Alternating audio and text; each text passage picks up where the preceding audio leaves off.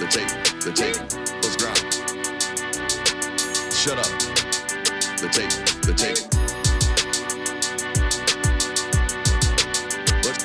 Let's grind. The tape. We do it a little bit different around here. We ain't gonna play. Shut up and grind the tape. Let's grind. We ain't gonna play. Them dogs in your face. Let's grind. We ain't gonna play. Shut up and grind the tape. Let's grind. We ain't gonna play. Them dogs in your face. Shut up and grind. Let's grind. Grind the tape, bro. Let's grind. Grind the tape, bro. Grind the tape. The tape. Let's grind. Grind the tape, bro. Let's grind. Grind the tape, bro. Grind the tape, bro. Shut up and grind. Grind the tape, bro. Grind the tape, bro. Grind the tape. The tape. Grind the tape, bro. Grind the tape, bro. Grind the tape, bro. The tape. UGA game day, boy, we ball out. Pull up, put the whole conference in the doghouse. Leave them 6 feet, see me on the win streak. All-star status, go coach, and the bench deep. Right. Offense on 10, how we run it? Your best ain't nothing, we gon' send them boys punting. Yep. Black and red, got them dead on arrival. Defense hunker down for the tie. Hey, you don't want it with the dogs. Found guy on it, you don't want it with my dog. Break it down, play by play, that's the day-to-day. They know we ain't come to play, boy, it's UGA. Kirby Smart, I cannot play the fool. Back to back, we did not come to lose. Back to back, like we got something to prove. Pay your dues, dog nation on the move. What's up? We do it a little bit different around here. We ain't gonna play. Shut up and grind the tape. The tape. We ain't gonna play. Them dogs in your face. Let's grind. We ain't gonna play. Shut up and grind the tape. Shut up. Let's grind. We ain't gonna play. Them dogs in your face. Shut up and grind. Let's grind. Grind the tape, bro. Grind the tape, bro. Grind the tape. The Shut tape. up and grind. Let's grind. Grind the tape, bro. Grind the tape, bro. Grind the tape, bro. Shut up and grind. Grind the tape, bro. Grind the tape, bro. Grind the tape. Shut up and grind. Grind the tape, bro. Grind the tape, bro. Grind the tape, bro. Shut up.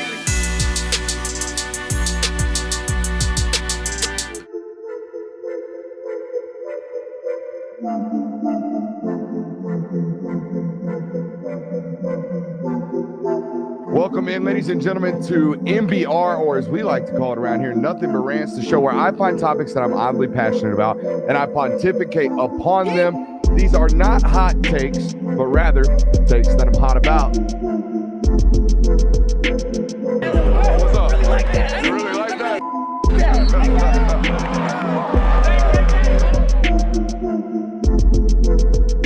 Let's shut up and grind some tape. What is up, ladies and gentlemen? Welcome in to the Film Guy Network on a fabulous Tuesday evening. Couldn't imagine a single place I'd rather be right now than watching the Film Guy Network. There's nothing else going on in the world. There's nothing to do other than talk college football for the next 2 hours. So lock in wherever you're at, however you're doing. Lock in for the next 2 hours. We're going to talk some tremendous college football. We got a great one for you. We got a live rankings reaction. Obviously, the first round of the college football playoff rankings came out today. We're going to give you our preview and predictions on the weekend's biggest football games. Who do we think is ultimately eliminated from the playoff picture this week? Heisman odds update. We got a lot of good stuff coming for you guys tonight. Boys, I don't think we need to waste any time, any segments prior to this. We just might as well hit the college football playoff rankings. So I had several talking points going into this. Obviously, I thought everyone knew Oregon was going to be one. We all felt like Boise State was going to be the 12th ranked team and the non-power 4 bid. The rest was pretty much up for discussion. My first question was, where were they, or what rather were they going to do with the one-loss football teams? They ranked Ohio State number 2, UGA number 3, slid Miami in at number 4, Texas at 5, Penn State at 6, Tennessee at 7, Notre Dame down at 10. Just initial thoughts, guys, on how they chose to rank those one-loss teams and what were some of the things you took from that. I mean, I certainly... Welcome in, by the way. Oh, thank you. I felt that Ohio State was going to be ahead of Georgia. I think that some recency bias maybe has to do with this. I think that if Georgia is fresh off of the win over Texas, I think Georgia is certainly number 2. But the fact that Ohio State just went on the road, they beat Penn State, their only loss is the number 1 football team by 1 point. I just thought that it was going to be fitting that they would slide it at number 2. Georgia number 3, I think it makes sense. Those are the top 3 teams in my opinion. And it sounded like based off, what are we calling our mans? Oh, Kingpin. Our man's Kingpin. Based off what Kingpin told us, by the way, Google that one. Kirby hit this one nail on the head. Thanks to our man Kingpin, he basically told us it was a quality of loss discussion, right? They felt like the loss on the road to Oregon by 1 point was a higher quality loss than the loss on the road to the currently 11th ranked Alabama team. I also think we're in a very interesting discussion, or we're going to continue to be into an interesting discussion of what was the team like when you played them versus what is the team ranked now. And that's going to keep getting these guys nabbed up, like Texas, for example. Texas's 2 quality wins are Michigan and Oklahoma. They were ranked at the time. Neither of those 2 teams are anywhere near the top 25. So I think we're going to get into this discussion of what were the quality wins when you played them and what are the quality wins now. Where do you guys kind of rest on this discussion of what was the team like when they played them versus what are they ranked now? It's weird because you have to kind of combine both, because on one hand, if you beat a team when they're ranked 17th and then they climb into the top 10 by the end of the season, everyone says, hey, that's a really good looking win now. Well, I mean, it was the 17th ranked team when you beat them. Adverse, if you beat a top 10 team and they come tumbling out at top 25, everyone says, oh, that win's not legit now. I don't know if retroactively ranking the wins is fair, but it also is like as the season goes on, the more and more gets revealed about teams. So it is hard to kind of measure out what's a good win and what's not a good win when you have these teams that start so high and finish so low, or start so low and finish so high. And I also would hope rather that the discussions in that room with those committee members are complex enough to address this. Like, for example, all right, Georgia loses to so-and-so early in the year, but that team's now terrible because midway through the season, that team's best quarterback got hurt. You see what I'm saying? Yeah, exactly. I hope they're complex enough to go, okay, yeah, Georgia, or, let's say Texas beat Oklahoma when they were the 18th ranked team, but that was before the offense absolutely imploded upon themselves. I hope they have a good enough, or care enough to have those types of complex discussions. You would imagine they would. Yeah, and I think that it also plays into like beating Ole Miss earlier on in the season, despite them having 2 losses right now, despite them not being in the top 12. That still looks like a really good win because Ole Miss, despite them not being in the playoffs as of right now, they're still viewed as one of these teams. Like, if they do all the right things, they are certainly one of the better teams. Even now, they said it during the release of the rankings, like Ole Miss is viewed as one of the better teams in college football still, just because of what their offense can do, and their defense has continued to play really good throughout the season. But like compared to, like if LSU were to have beaten USC at the beginning of the season, and USC went on this track that they are right now, that isn't considered a ranked win anymore. That's not considered a valued win anymore because USC is what they are right now. They're a pretty bad football team. Yeah, I mean, Georgia Tech's win over Florida State's the prime example of this, where it's a top 10 victory against a team that's now 1-7. So like, it's not really a top 10 victory. And how much should you treat it like that? So I think it's, in my opinion, it's a little bit of both, right? Yeah. Like you're beating a top 10 Florida State before they emotionally unraveled, like we have found that they can relatively quickly emotionally unravel over the last 12 months of that football program's kind of lineage. Another question that I had going into this, obviously, where did they rank the 1 losses? Where did they rank the 2 losses, particularly the 2-loss SEC football teams? I think this is important because you see where they kind of rank the SEC's might, if you will, versus the rest of them. They've got Bama, the highest ranked 2-loss team at 11, LSU and Ole Miss at 15 and 16, A&M slightly behind those guys.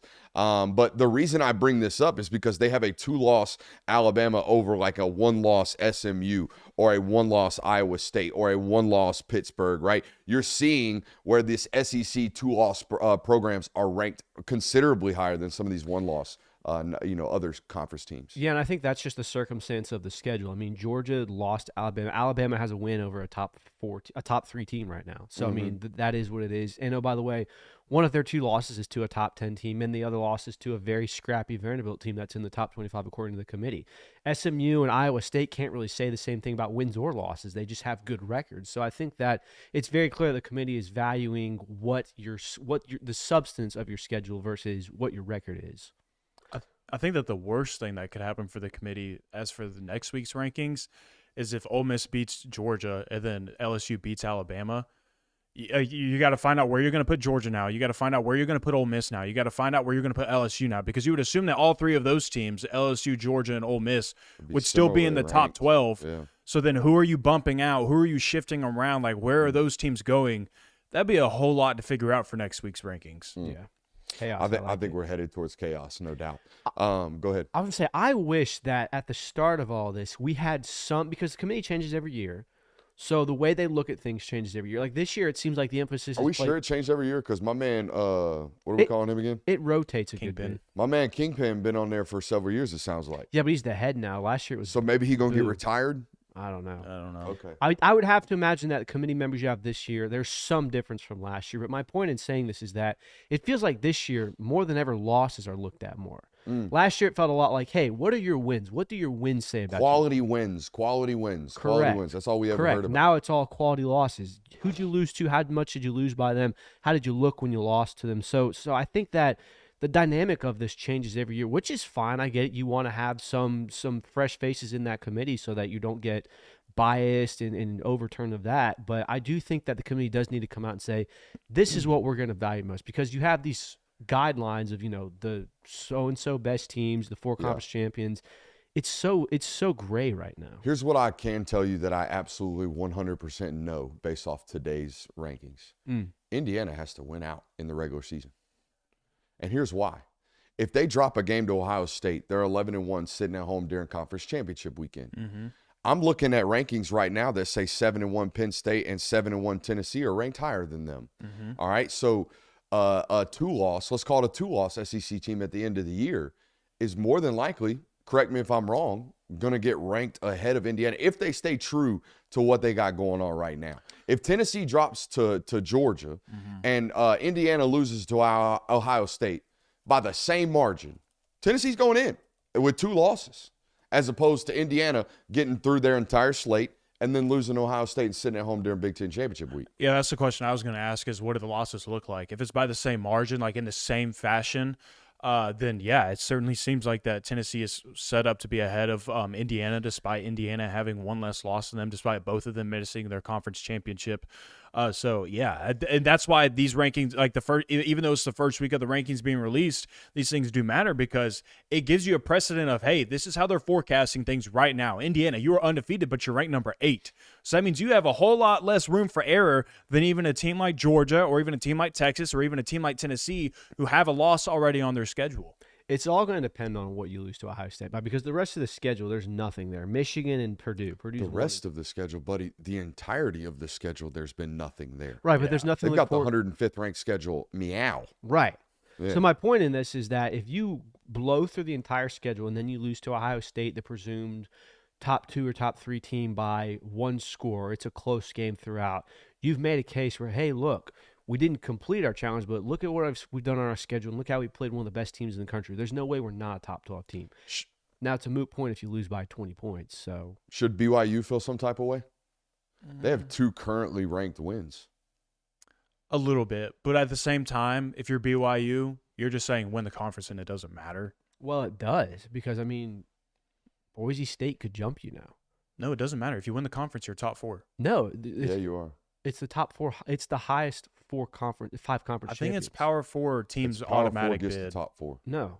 You sure? The 5 conferences get 4 of the top 4 spots. There are no 5 conferences. Group of There's 5 isn't. Oh, the group of 5 counts as a whole? Group of 5 is included. Okay. So if Boise State finishes the season ranked 8th and BYU falls to 9th, Boise State will get the bye week as opposed to BYU, which would be a big deal. So, I mean, yeah, you should feel some type of way. And it's not necessarily just win the conference and you're in, because you've got BYU or Boise State kind of creeping on your doorstep. I still don't see a world where if BYU wins the Big 12 and a Boise State wins out and wins their conference, I still don't see a world where Boise State's the one getting in the top 4 and BYU isn't. That's just my opinion. I agree, but I mean, the fact that the margin's so close right now, you should at least be like, come on, really, it's uncomfortable for us. No, I agree. I mean, you've got Miami, Ohio State, all the other Power 4 conferences have their teams within the top 4.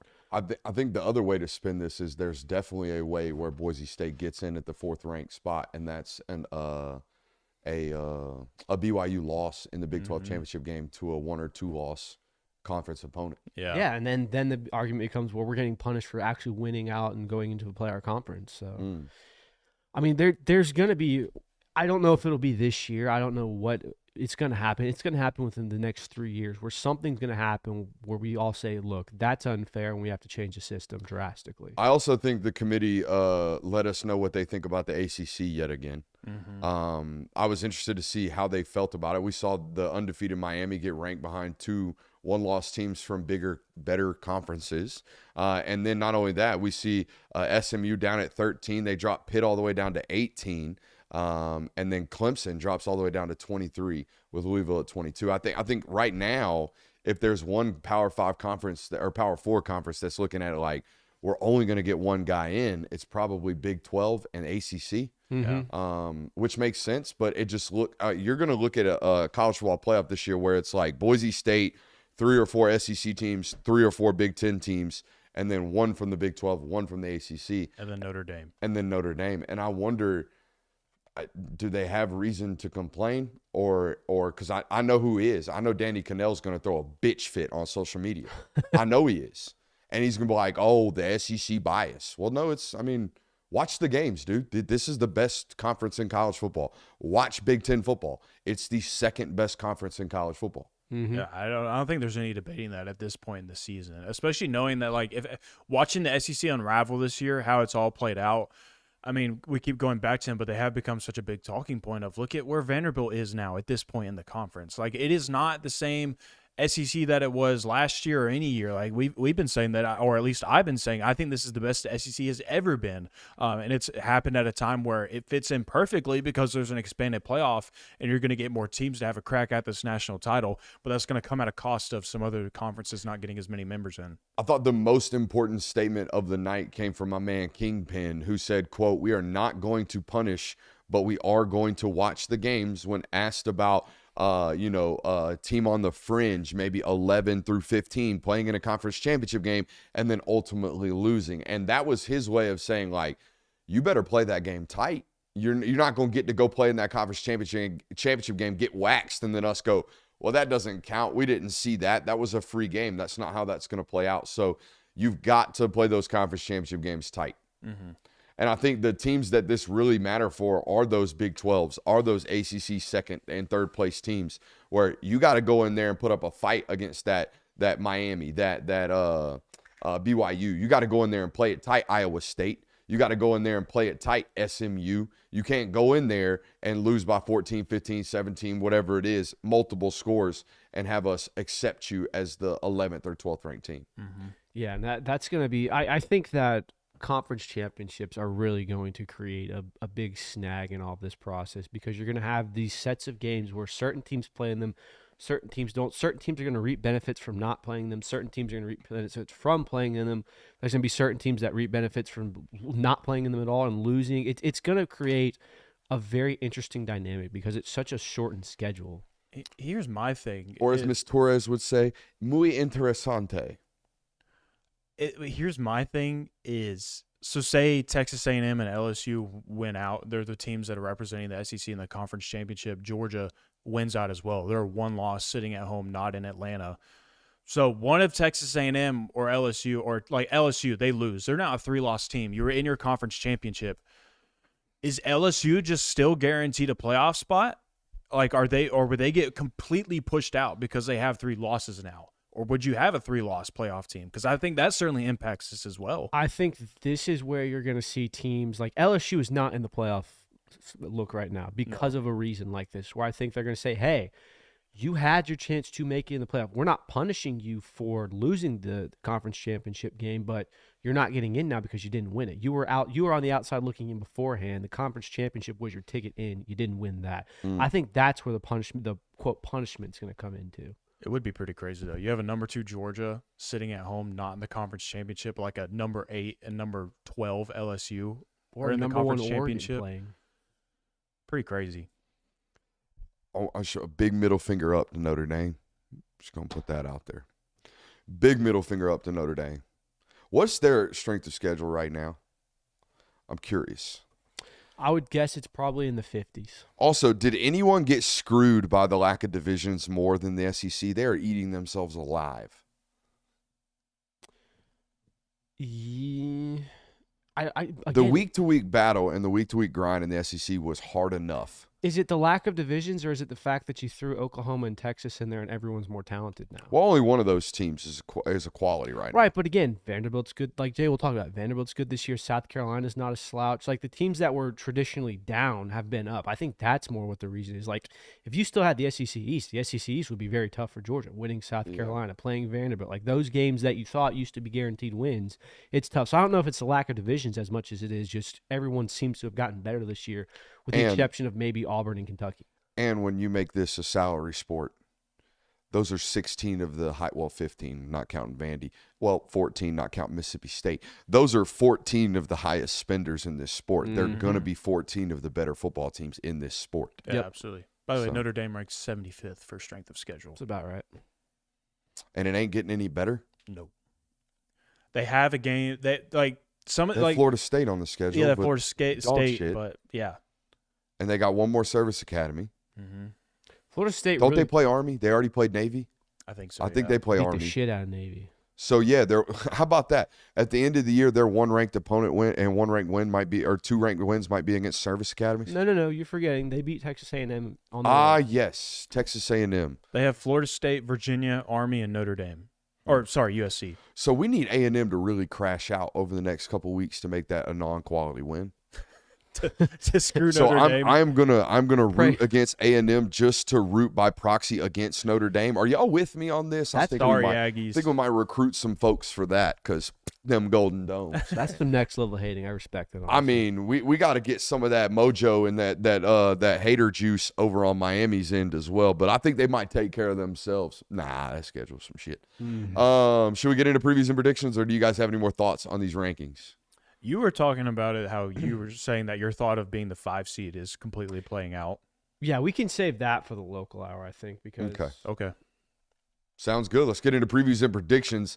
Guys, we're going to start with asking you, first and foremost, to give a quick shout-out to our friends over at BetUS. If you have not already, head over to BetUS, use promo code YouTube150. You'll get a 150% deposit match up to $2,000 on your first deposit and 125% deposit match up to $2,000 on your second and third deposits. For those of you listening, that is 150% and 125% on your first 3 deposits over there on BetUS. Again, only using promo code YouTube150. It's the place to be. Fastest withdrawal and deposit process in the industry. Head over there today. I said I was going to take over best bets. Did you? We'll take them over in the local hour. I gotta develop the slate.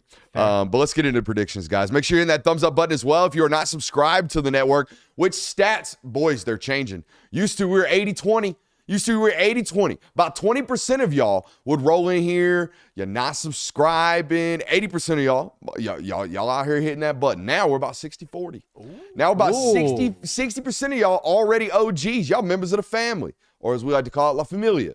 All right, you new folks, that new 40% block, I need that subscription right meow. That's 2 references of meow today on this channel. I need it. Let's get into our predictions. Washington at Penn State, boys. Washington has been getting absolutely steamrolled on the ground as of late, and I think I know what happened. We watched those Stevie Belichick against the Rutgers Scarlet Knights, and we were like, you know what, scrappy bunch. And we said, you know what? Look at this defense, man. They out here popping and bringing the thud. Been some shit. Give up 40 to Iowa. Yeah, give up 40 to Iowa. Been some absolute poo-poo the last 5 straight games, allowing 150 on the ground. Penn State rolls. Give me Penn State running the rock for 32-plus points in this football game. Penn State 34, Washington 18. Yeah, not a good football team to be going up against if you're Washington and you're giving up that many on the ground, because Penn State, they like to run the rock. They got some good running backs in that room as well. I think they showed that against Ohio State despite the results of that football game. So Washington just kind of has been on a slight decline throughout this year. And again, Penn State, they have everything. They still have everything in front of them based on what the rankings are showing. So they still have to play up to the standard. They have to play some good football. They're the motivated team in this football game, and Washington isn't. Hey, you thought folks, like Georgia folks, thought that Todd Monken and Mike Bobo used Brock Bowers in a fun way. You need to watch the way they are using Tyler Warren right now. I'm not saying he is Brock Bowers. I'm not saying he's that talented. But they are using this guy in every form and facet they can. They got wild tight end going on. You can't even call that wildcat. That might be wild saber tooth. Yeah. But I got Penn State going big as well. I got them 34-17. Yeah, this is a spot where I think Penn State's going to really look to bounce back. I think they're frustrated after what happened last week in Ohio State. I think they feel like they had that game won, could have won it, and kind of squandered it away. I think that with the fact that everything's still in front of them bodes well. I think James Franklin's going to be upset about this. And again, Penn State's running game. They're going to be able to lean on Washington here. I'll go Penn State 31, Washington 17. All right, let's get into a super chat right here. I figured out why I want to call it Super Chub all the time. Super chat, super sub, super chub comes right out of my mouth like that. It's weird. Super chub. Do we think What comes out? Never mind. Do we think it's smart to just avoid strong matchup during the regular season now that we are at the point of valuing, quote, the most impressive losses more than most impressive wins? The most impressive loss last season don't make the playoffs? Question mark.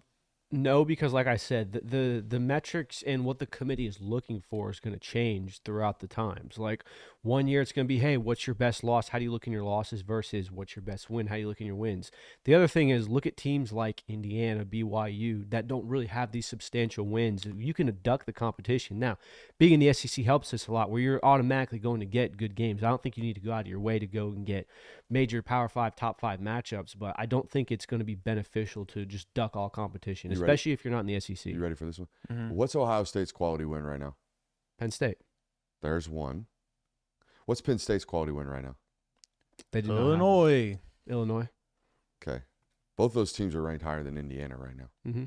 who doesn't have a quality loss. Yeah. Yeah, and that's brand bias, to be fair. Like, And that's where I'm going with this. It's also hold on, stop. That's where I'm going with this. I wanted to walk you to water because I'm fitting a drink. Well, If you're Georgia, if you're Ohio State, if you're Texas, if you're Alabama, why in the hell would you ever schedule a non-conference game? Why? Come on.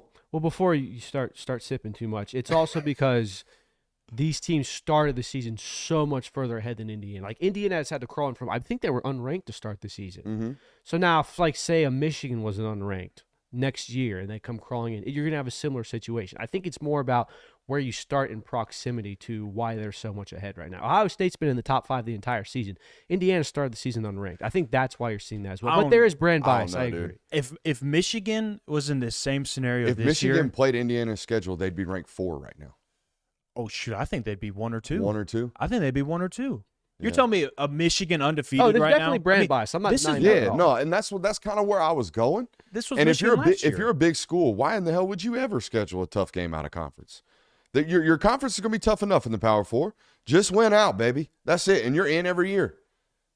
Or even with a 1 loss maybe. If you're in the SEC, 1 loss with a cake schedule, if there's such a thing, you're going to walk right in. Mm-hmm. I wouldn't be scheduling Clemson if I'm Georgia moving forward. Kirby's going to do it because he says he likes it, but he don't need to be doing that. No. It's true. So it's just interesting. And I think the commenter right there brings up a great point. And I think teams already realized that before they even entered this year because Georgia had like all of their future out-of-conference games canceled. All of them have been backed out of essentially at this point. Looking at you, Ohio State. Did they get back? Did that game get backed out? Yeah. They backed out of 2031. UCLA said, no thank you. Yeah, I would have too. Yeah. that's Yeah. fair. Go schedule new buddy from San Jose State. Damn, man. BYU at Utah. Battle of the Mormon State, eh? I like it. I like it. I don't know why I went Canadian there. Eh? What do you got here in the Battle of the Mormon State? It just feels gross that this game could have quote unquote playoff implications. I mean, Why? it's BYU and Utah. Heated rivalry. BYU and Utah. Heated rivalry. What is the disrespect? Religious rivalry. Look, They fighting over turf.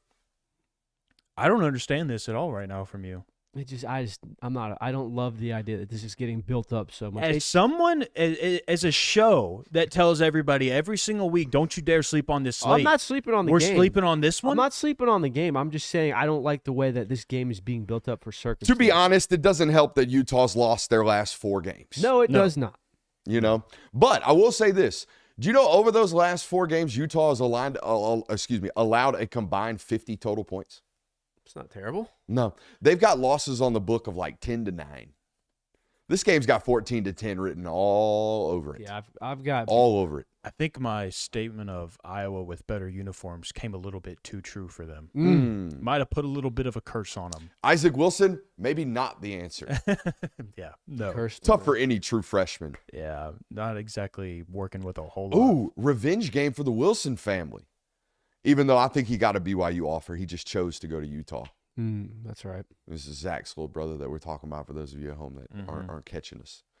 Who you got?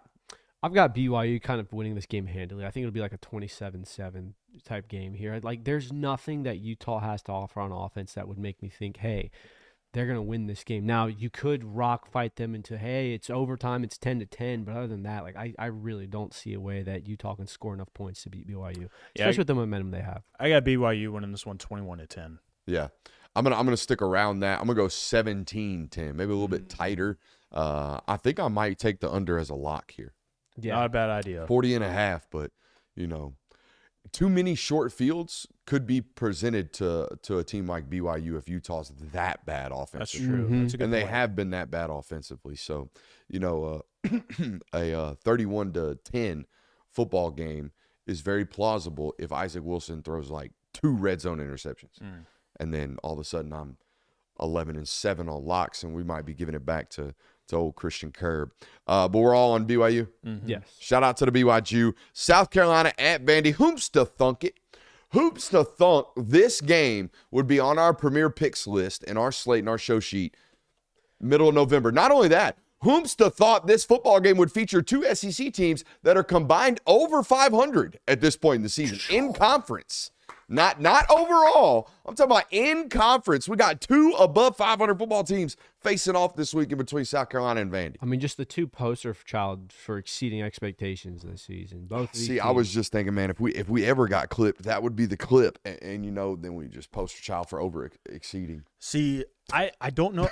I'm not What do you ready to mean? say that South Carolina is Back? Is not necessarily back, but even like going over expectations. Like, they lost to LSU, they lost to Ole Miss, they lost to Alabama, they beat Texas A&M. Like, all the opportunity that you had to be a ranked team right now and to prove that you are like one of these legitimate football teams in the SEC, you've had these opportunities. Now, have you competed in those games outside of Ole Miss?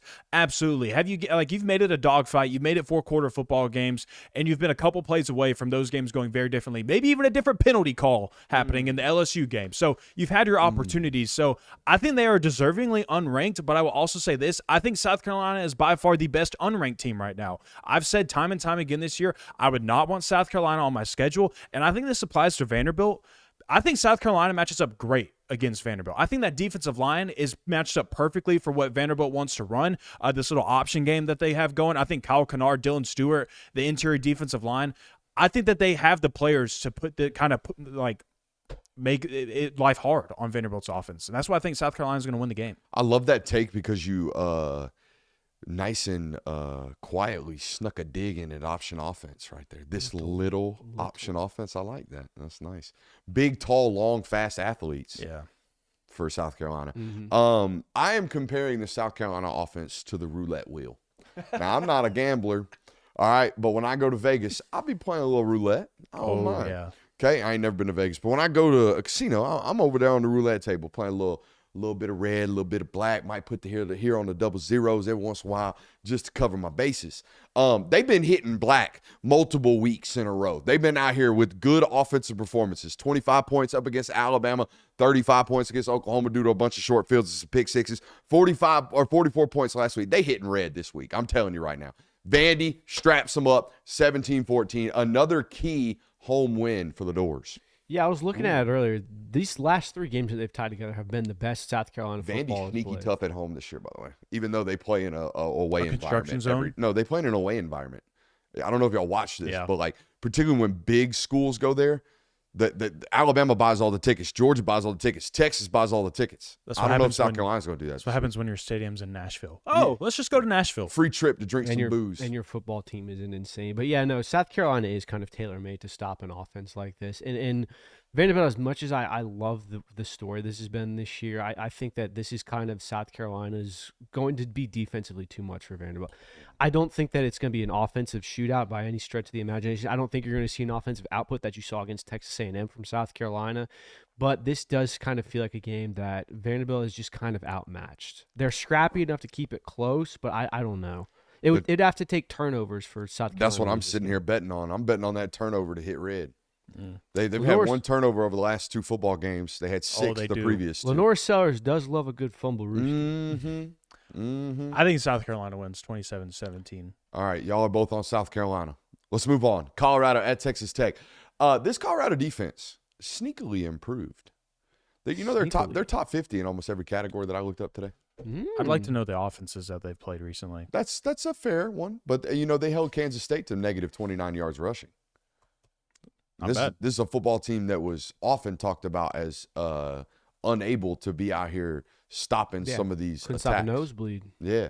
Actually, I think I mistook in that. I think I misread that game log. I think they got held to negative 20 yards, 29 yards. That would make because sense. they lost that game to K-State, right? Yes. Yeah, so now I'm wrong on that one. But they have been much better. Top 50 in explosives allowed as well.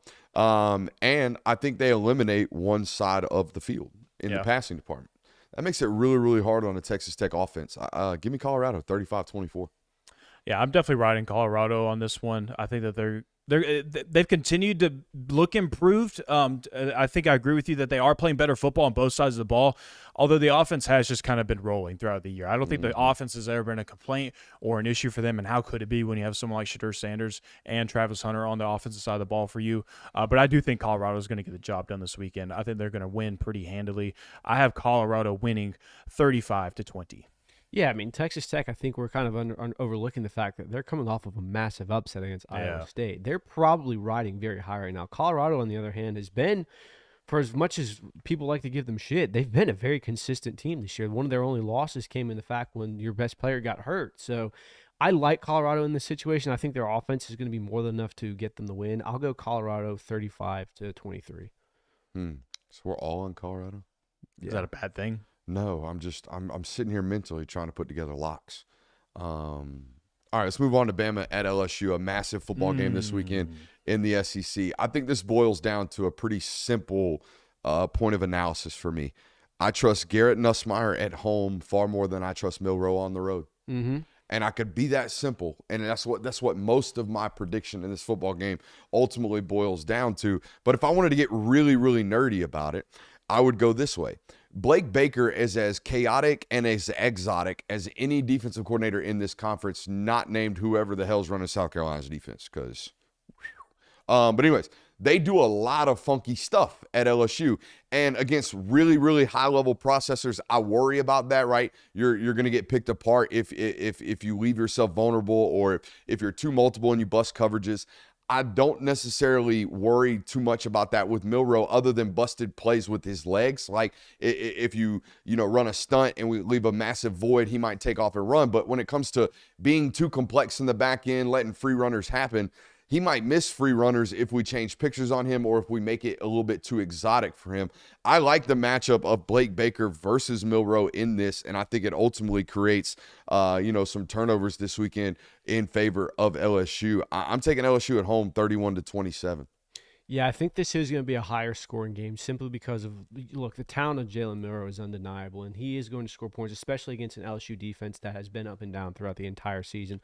But to your point, this is Death Valley. This is an SEC environment. Again, I spoke about this earlier when they played Tennessee. I'm not sure I'm buying Kalen DeBoer being ready to handle SEC environments just yet. I think that they struggled against Tennessee mightily. The offense looked horrible, and I think that there's a propensity, and there might be a chance that it looks similar this way against LSU. Maybe not to the degree because LSU's defense is not on par with Tennessee's, but I do think LSU has the quarterback, has enough weapons to score enough points to beat a Jalen Milroe offense, despite the fact that he's extremely talented. Yeah, this is the wrong one. This is the wrong environment to be walking into. A Death Valley at night with your playoff hopes on the line.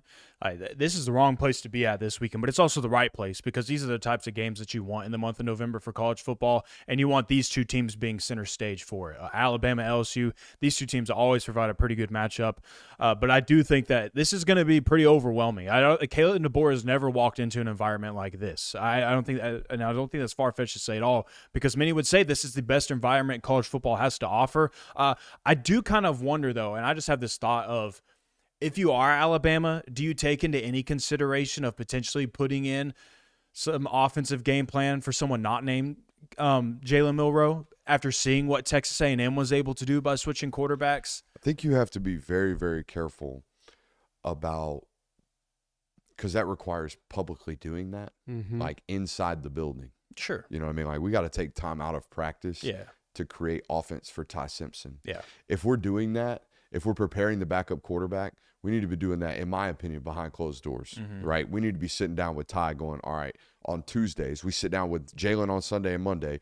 Tuesday afternoon, we bring Ty in and say, all right, Ty, what do you like? What do you feel comfortable right now? We build and mold an offense. I would be doing that no matter what, because you're at that position. You're obviously dependent upon the outcomes of and the play of that quarterback. But in that situation in particular, the vast difference between the offense that they're running right now with Jalen and whatever offense they're going to have to run if he gets hurt or if he gets replaced, two totally different offenses. So I would probably be doing something all year to prepare Ty for that. And you're getting the twos reps in practice anyways. Yeah. It's not 9 times out of 10, it's an 80-20 split, right? If the starter gets 8 plays, the backup's probably getting 2. So that's your time to really get him comfortable, and it's not a lot. And to push back on this, I think the Marcel Reed switch works so well because he offers such a threat with his legs that if you don't really prepare for it, can catch you by surprise, really. I know they put Connor Wegman in against Missouri. I think that's just Missouri not being a very good football team. So I think that Jalen Milroe is your answer because he has that dual threat ability. Ty Simpson's really not going to offer you anything with his legs. So I don't think that switching is going to be as beneficial as it might be just because, Texas A&M didn't have success. So I don't think that you need to look into any other game plan. I think you're at the point in the season where you're going to live and die by what Jalen Milroe can do with the football. And that's, you're going to have to accept that. Sometimes he's going to look great. Sometimes he's going to give you 300 passing yards and you're going to beat Georgia in an incredible game. Sometimes you're going to look really, really bad and you're going to fail to score 20 points against Tennessee. That's just the way it is at this point in the season. I think it's too late to kind of scheme up something or scheme up a new way to attack things. I agree. It was more so just a question I wanted to throw up in the room and see what you guys had to say. I don't think that they do that. I think Jalen Milroe absolutely is your best bet in this game. Again, playing into the environment for this weekend, that's a tough spot to put Ty Simpson in as well. I do think LSU wins this game, though. I think I've got LSU winning 34-27. All right, I've got best bets if we want them. Or do we want to talk about who's eliminated this weekend? We can talk about who's eliminated. I think it's pretty simple. Loser of LSU and Bama goes home. Correct. All right, and potentially Ole Miss. Yep. Outside of that, an upset could happen, maybe. Right. But those are the Who obvious. are you predicting is the one that's like, hey, sorry, your season's Bama, over? because I picked LSU to win. I also went with Bama just because I think LSU is going to win this game.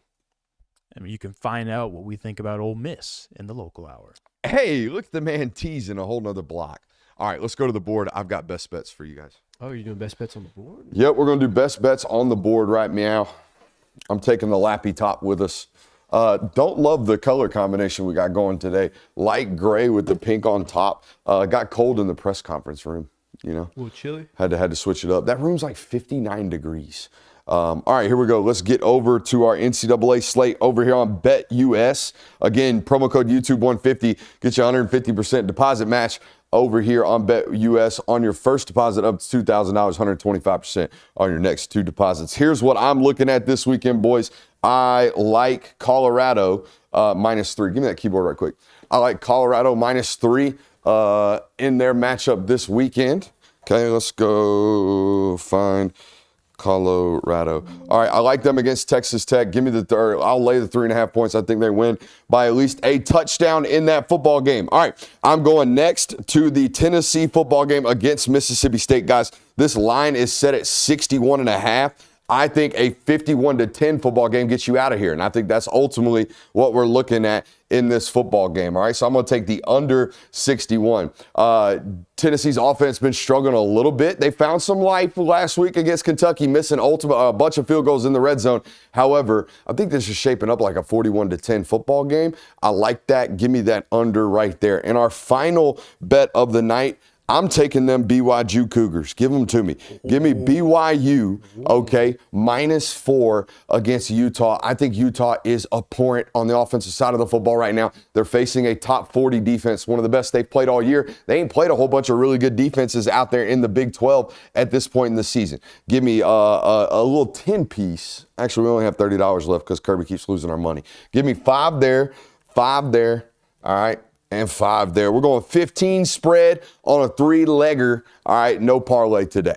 All right, so those are the locks this week on the channel. We'll see if we can move to what would that be, 11, 14, and 7. So we've been moving to 14 and 7 if all of those hit this week over on BetUS. How are we feeling, Curb? What do we think? What do we think about the selections? I like Colorado. I like the Tennessee one. I'm not sure about BYU, but you told me I wasn't doing it this week, so I haven't looked at the numbers really. Hey, at least there's no Ball State versus Toledo on there. That's where the value is, though. Big facts on that. Not making you sweat out a Ball State football That game. makes the games fun. That makes the games fun. When else would you watch Ball State and Toledo? You wouldn't. That's the thing. You go watch something else. You get the opportunity to watch There has been more one football. time in my life where I've watched a game like that, and it was when I had to spend Thanksgiving with my family in Ohio. Now imagine. Shout out Bowling Green. Imagine Yeah, shout putting out money Bowling on Green. that game. How much fun you would have with your family. Mm. See? No, See? no, now I he's don't now think he's so. dreaming. Now I'm dreaming. Are these Heisman odds narrowing yet? Yeah, Is there it's a kind of. clear-cut winner? So we've got 4. It's clear we're down to 4 finalists. Like the guys that are going to be in New York. Number 1 has kind of been Cam Ward. I think his heroic performance after Duke was really what sets him apart here. He's at plus 180. Travis Hunter is second in line now with plus 220. So I mean, it's kind of looking like Travis Hunter's can be able. Do you think? The question I have for this is, say Colorado finishes this season 8-4. Is Travis Hunter still going to New York? And that means they lose 2 out of their last 4 football games? Correct. Yeah, he's still in New York. I don't know if he wins. I don't think. I mean, he definitely doesn't win. But He's the fact definitely in New York. He's already in New York. They've already got his plane and hotel booked. Yeah, because I mean, it's weird because there's the 4 and then there's a cutoff. Number 3 is Dylan Gabriel at plus 300. That's the quarterback on the best team. And he's quietly been putting up good statistics. I think it's just the fact that he hasn't really flashed. It's more his team is just being that solid. And he's the second best quarterback in the country right now. So he's putting up solid numbers. I bet they're very akin to what Stetson put up that year. I would imagine so. And that's where I I was bet he's going with, tracking for about 4K. is that Dylan Gabriel, if he were to win the Heisman, it would almost feel like I shouldn't say undeserving, but there would never be like Dylan Gabriel. What moment? Like no moment in your mind would really you could call back to where it's like, oh, that's where Dylan Gabriel won the Heisman. It would just be, oh, Oregon went undefeated. They won the Big Ten.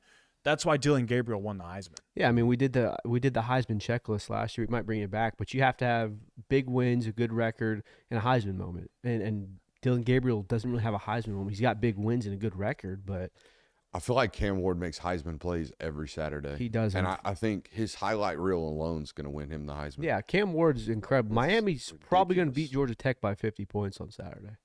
50? Yeah, 50. 50? No, 60. Miami's unstoppable. What happened to the Hex? Miami's unstoppable. Oh, he's going the other way. He's fading his own fade. Stop, dude. No, Oh, no. my bad. That's on me. I didn't get the bit. Well, now Miami's going to freaking win.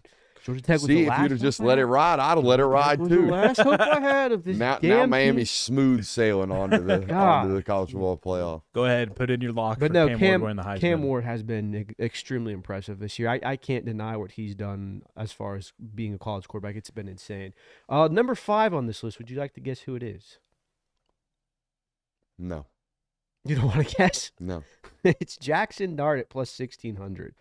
So you immediately go from 4 of the best players you think, 1 guy, 3 of the best players, 1 guy who's by proxy, and then a quarterback on a 8-2 or 6-2 team. So it kind of it's thinned out a good bit. Curtis Rourke at plus 2,000. Shador Sanders at plus 3,500. Jalen Milroe still hanging around. Cade Klubnik still hanging around. Garrett Nussmeier at plus 6,500. Then you get into the guys that are just like you're at it. Carson Here's Beck, the real Quinn question: Ewers. Is Trey Harris going to win the Biletnikoff only playing like 9 games? He Because might. he's leading the SEC in receiving yards right now by 137 yards and hadn't played the last 2 weeks. Damn. Let me check on this. He's at 937, I think, last time I checked. Total And I don't even know who's the second best wide receiver. Travis Hunter right now? I would say that McMillan might win it. Is he Oh, still yeah. putting up numerous? He leads the country in receiving yards. He's already at 1K. Yeah, he's winning. You love to see it. Yeah, so I would say, and then also this guy, San Jose State got a dude. They got a guy who has 12 touchdowns already, Buddy from San Jose State, huh? and he has 995 yards. That's a new Buddy. Yeah. Good for Buddy. Remember when we kind of thought Arizona, or people thought Arizona Who? might have a chance to win the Who? Big 12?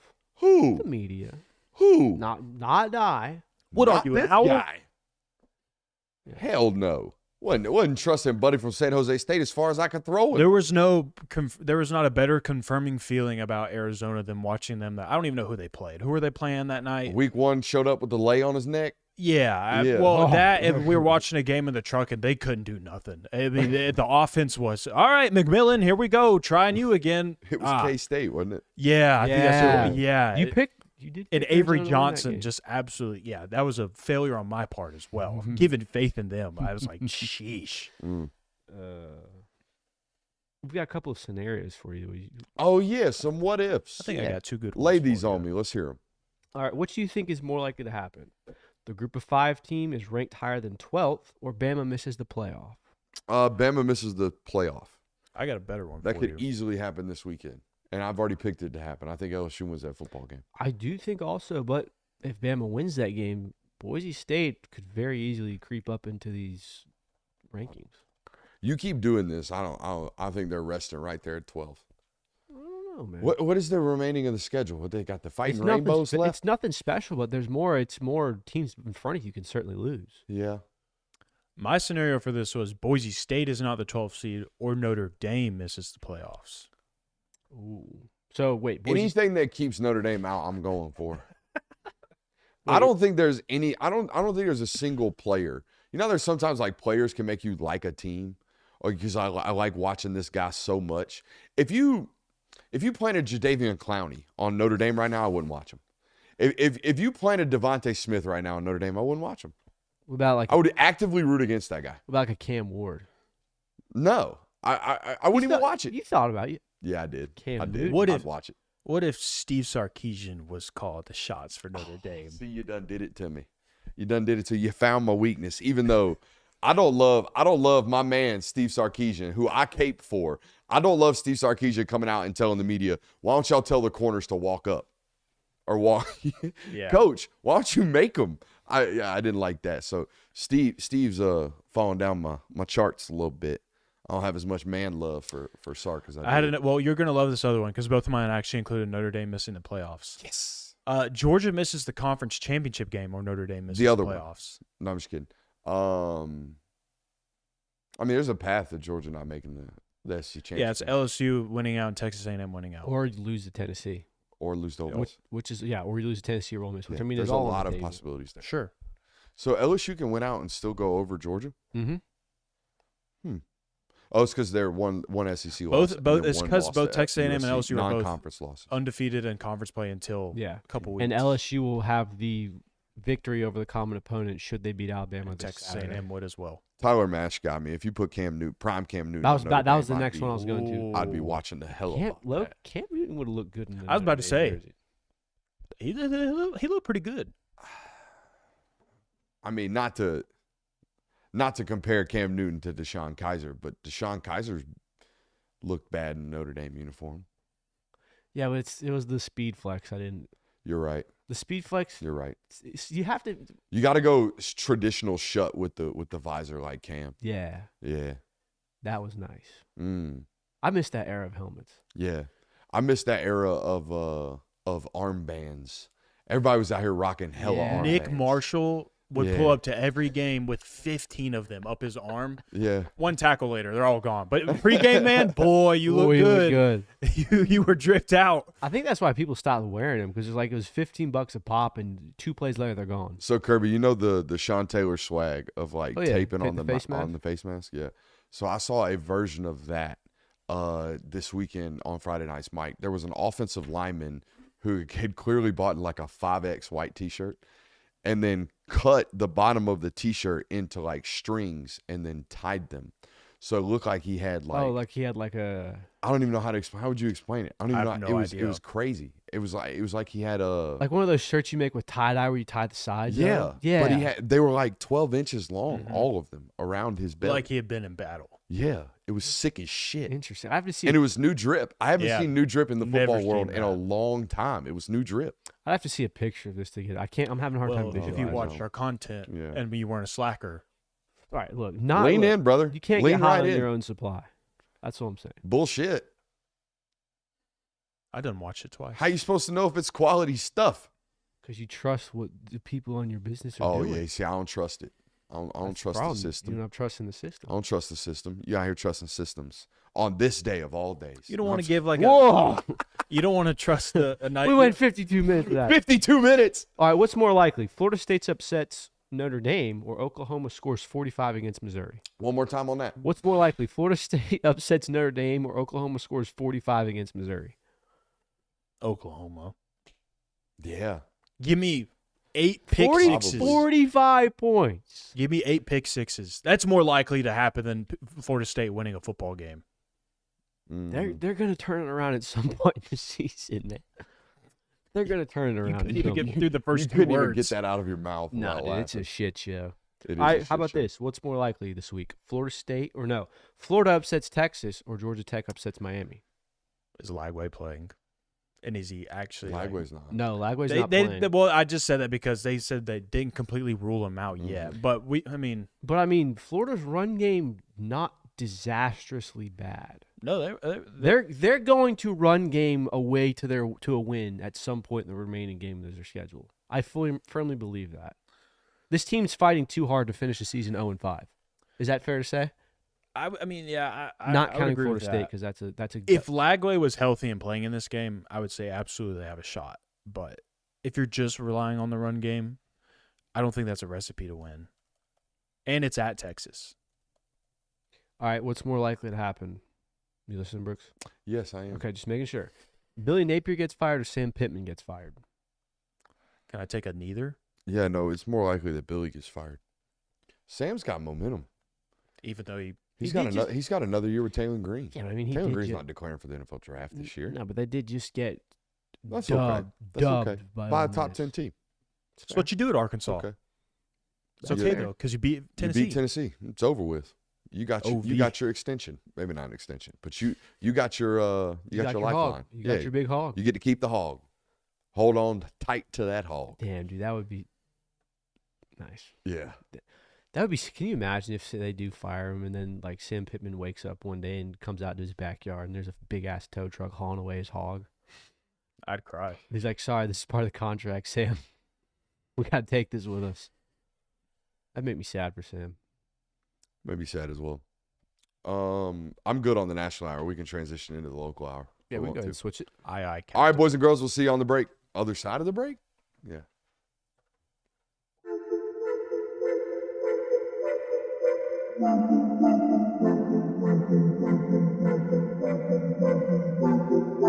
Welcome into Talk the Dog, the show where we find a bone to pick and a take to give.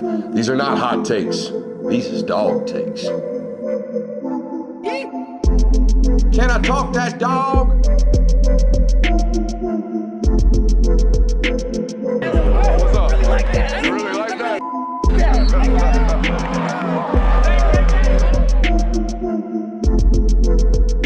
Let's shut up and grind some tape. You know, I was going to open the local hour with some protection of a fellow media member, but I think he got what was coming this week. Hey, we got a little local hour for you guys today. Georgia rankings reaction. Do you expect Carson Beck to right the ship There's some recruiting news that we need to talk about today. Kirby Smart had a press conference. I've got notes as usual. Apparently, Kirby can collect yet another Infinity Stone this week, and I think I know what that's about. Is Jackson Dart the best quarterback you will play all season? If not, who else is on that list? I'll be breaking that down for you guys tonight as well. And we're going to bring you our Ole Miss preview and predictions. At least these two guys are. I'm reserving right to withhold mine. He's doing it again. How you gonna do that, man? Come on. Why can't we reserve the right? You know what? I thought about being the one that was going to say, can I hold off on my prediction because I was anticipating to be able to like have a whole holistic view of Ole Miss this year. But now I'm a stand on it. I mean, if you Hold on. Mans just said he's waiting to give his prediction until he sits in on a film study with me. That's what he just told I you. didn't say that. Maybe I'm doing my own breakdown behind closed doors. he could be doing. Maybe that. I'm sitting in here. You don't know what he does. You signed an NDA. I'm just kidding.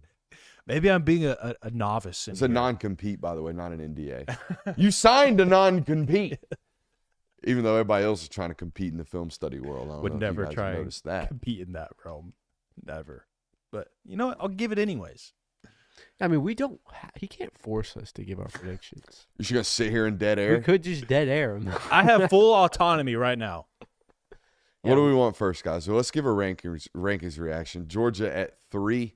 Are you okay with it? I mean, it's one of those things where teams Don't like. tell me it doesn't matter. Just by the way. No, it doesn't matter takes. Well, it's. Let me give the take first. Okay, come on. Teams like Georgia and Ohio State and Oregon that are always going to be hovering around these spots are given the luxury of not really having to care about these spots.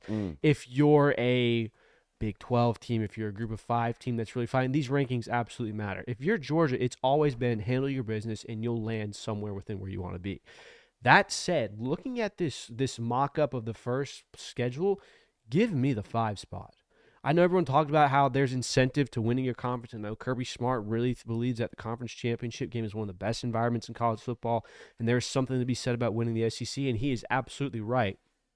But you can't tell me that the number 5 spot's not the easiest path to the national championship right now. You get your built-in bye. We talked about this a while ago. You get your built-in bye.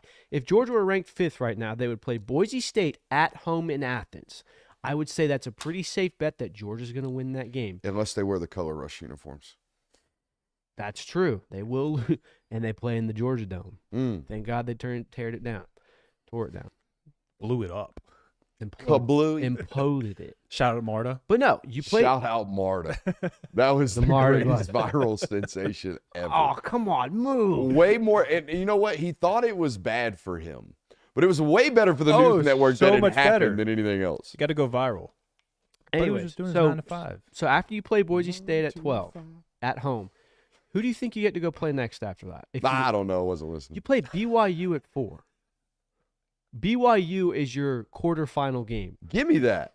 Exactly. And then your semifinal game would be between either Oregon, Tennessee, or Indiana. Like, come on. I get that there is incentive to winning your conference, and that is a game that matters and always will, but you cannot tell me that the 5 spot is not sitting pretty right now. Ohio State right now would have to beat Boise State, BYU, and then they would have either a rematch with Oregon, beat Indiana, or Tennessee. Like, the 5 spot is where you want to be because you get to play the worst team. You're going to get to play most likely the Group of 5 team or a team that's got in by the skin of their teeth. Here's my only thing with this, because so what you're saying basically is your dream scenario is Georgia wins out, LSU wins out, Texas A&M wins out. Georgia's not in. They're 11-1. They're at the 5 seed. My only question though is if it's Oregon versus Ohio State in the Big Ten championship, the losing team, that team is likely going to be number 5. Yeah. Probably right, and that's why again. You don't leave it up to committee. We talked about this. But if I'm looking at this right now, I want the 5 spot. I was about to say, if I were you, I'd pivot right now in court to, well, the 6 spot ain't that bad either. No, I mean, the 6 spot's fine. I want the 5 spot. Yeah. Like, that's what it is. Like, and again. You're saying you take 5 over like 3. Yeah. The 5 spot, you play the 12th team, and then you play the worst ranked conference title winner, which, by the way, either the Big 12 or the ACC. And if it's Miami, they're not going to be 4th. So, I mean, your path to the playoff is beating 12th, beating a Big 12 team, and then you're in the semifinal. It's a cakewalk there. I would much rather take that. And I get it. I get what you're saying about how the likelihood of it occurring is not there because Ohio State would You'd need some things to happen. You would need some things to Now, happen. I would say, I think there would still be a possibility for Georgia to hold on to the 5 seed even if it is Oregon, Ohio State, if Ohio State loses again to Oregon. Mm-hmm. If Ohio State's a 2 seed, maybe you do hold on to that 5 spot. Because, again, it would be Georgia number 2 seed sitting at home from Atlanta. I have a hard time feeling like the committee wouldn't put him at 5. You have a face. What'd you just realize? I just Googled the origins of the term "it's a cakewalk." Let's not use that on the show anymore. Are you canceling me? No, I'm not canceling you. You didn't know. I didn't know. I'm guessing it's probably Marie Antoinette based. I don't know who she is, but no, not according to Google. Either way, I'm Googling it. It would be an easier path. It's a Notre Dame walk. Yeah. It's a Notre Dame walk. I have presser notes if you want those. Oh, let's hear the presser notes. I love this about him. He walks in and he's like mumbling under his breath, and I can hear him bitching about those shirts look like they haven't been ironed since 2007. And he's talking about the players' shirts that they wear during the media availabilities. And he was pissed because they weren't ironed. He's like, can we get somebody? I think his exact words were, we got a multi-million-dollar budget and we can't fucking iron the shirts, I think was his exact saying, right? Yeah. Practice has been really good, he said. It was just real quick and to the point about that one. I saw some people talking about how he was perturbed or his mood was a little bit noticeable today. Yeah, he didn't want to be there, and we know this about him every once in a while on Tuesdays. He'd rather be elsewhere, and here's how you know. If he walks in there with no opening statement straight to questions, but he don't want to be answering those. So we knew what we were getting into from the very beginning. Was asked about Trevor Etienne. He said he's been great. He did some extra conditioning. He's been in a black shirt, toughing it out. Still stiff and sore on Monday. Did some more stuff today. Took some more reps. So it sounds like Trevor is in a non-contact jersey. He also mentioned yesterday about pain tolerance. This sounds to me like some type of bruised ribs situation based off of what happened in Florida's football game, or in that game rather, Saturday against Florida. So yeah, any type of bruised ribs, you're going to be dealing with pain. I think the question is whether or not he's up for any type of additional injury, if it could possibly get worse. If the answer is no, I would imagine he plays through some pain. College football playoff rankings, he was asked about that. Not much. I'm going to do my typical Tuesday night routine. What do you think Kirby Smart's Tuesday night routine is? Think he's watching a little Maction? Hell no, dude. If Kirby Smart's Really? not doing anything football related, he's hanging with the fam. Now, Kirby whether Smart the not doing fans anything watch, football related. that's right. It's if. Yeah. If. Now, if the fam's watching Maction, He was asked about Ole Miss's run defense. What makes them so good this year? Big people. Big. I think his exact quote was, they are big humans. Large, fast humans that are immovable objects. They are fast and big. You want to see a good defense, get fast and get big. They have 91 tackles for loss on the season. Yeah, the havoc rates on this football team are insane. Insane. But they ain't played a solid offense yet. No. Right? No. Nobody within the top 40, I think is what I saw. Let me go back and check on that. They're playing some boo-boo outside of maybe Arkansas. Arkansas is statistically, offensively not terrible, I think. I think I saw a graphic about made that him today. look terrible. Michael, dealing with injuries, said, I think he's had a great season, tremendous work ethic, best camp he's ever had, and then went on to talk about how there's tremendous value in having a good camp at Georgia because NFL scouts camp out in the fall in Athens. To answer your question, LSU is ranked 21st for total offense. Arkansas 6th for total offense. The next highest, so after that, Wake Forest 60th. So apart from some boo-boo. Mm-hmm. And they gave up a lot of points to those two, right? Yes. Well, not They to gave- No, they gave- Arkansas. They not to rolled Arkansas. Arkansas. Well, they Yeah. gave it. That didn't give up a lot to either of them, honestly. Yeah, no, they held LSU They only in gave check. up 29 to LSU, and that was an overtime game. So Lane Kiffin found some defense, him and Pete Golden. Sure did. It's funny how Pete Golden's name was just absolutely trashed during his time at Alabama, and now no one talks about him when he's good. Isn't that interesting how that happened? Yeah. it's not fair. Was asked about Dwight Phillips, said he's currently 193 pounds. I don't know why that felt necessary to get added in. Also, way heavier than I would have imagined. Dwight Phillips was like maybe 172 pounds when he was running 10 3/8 in the 100 meter. So yeah, the fact that he's put on that much weight is pretty impressive. says he hadn't played in an offense this style. But the good thing about him is you can tell him something once and he remembers it. That's a coach's dream. I tell you one thing, you remember it forever. Winning versus weapons. This was a question asked to him about Ole Miss's wide receivers and comparing them to Texas's offense. Said it's hard to compare, doesn't like doing that. They play very different styles. Sark and Lane have a lot of history together, but they are completely different. I completely agree with that. Now, one thing that they both do, no, Texas doesn't do a good enough job, in my opinion, of stacking releases. Having guys switch after the snap. That's Ole Miss's bag. Ole Miss is going to have two guys crisscrossing. You're going to have to communicate and transition them off. And oftentimes they're going to motion them into a stacked bunch and a release. You got what's the best way to attack that defensively? A lot of zone and playing off. But here's the problem with doing that. They will RPO you to freaking death. So I still have to go study it, and I'm not delaying it. Something happened in my personal life today, so I just didn't have time to get to it today, but I don't know how you stop it. I think you limit it, particularly at home. On the road, it's like, all right, our guys got to beat their guys, and that's what it's ultimately going to boil down to. You're going to have to cover and you're going to have to tackle. And on the offensive side of the football, you're going to have to block. I know that sounds very simple, but they have such good line of scrimmage play that it is really about whether or not your offensive line shows up and puts a hat on that side of the ball. And defensively, it's all about whether or not you can cover this football team. They're not going to run for 200 yards on Saturday. They're going to try to throw for 550 though. So could you afford having a 5-man box, you think? Well, no, because they involve the quarterback run. It's the whole reason why this offense is creating such stress right now, because Jackson Dart is what they call a box rider, right? The box count is what it is, and then you add on to the fact that the quarterback's involved. He's going to make their box count heavy every single time, and there's nothing you can do about it. If I were playing against Ole Miss, I would just say, all right, well, we're going to concede that we're not going to 3-and-out you today. We're not going to try to 3-and-out you today. We're going to make you pull your hair out driving 12 plays, though, because you're Lane Kiffin and you don't want to do this. And eventually your quarterback's going to turn the ball over. I think that's my initial game plan going into the study.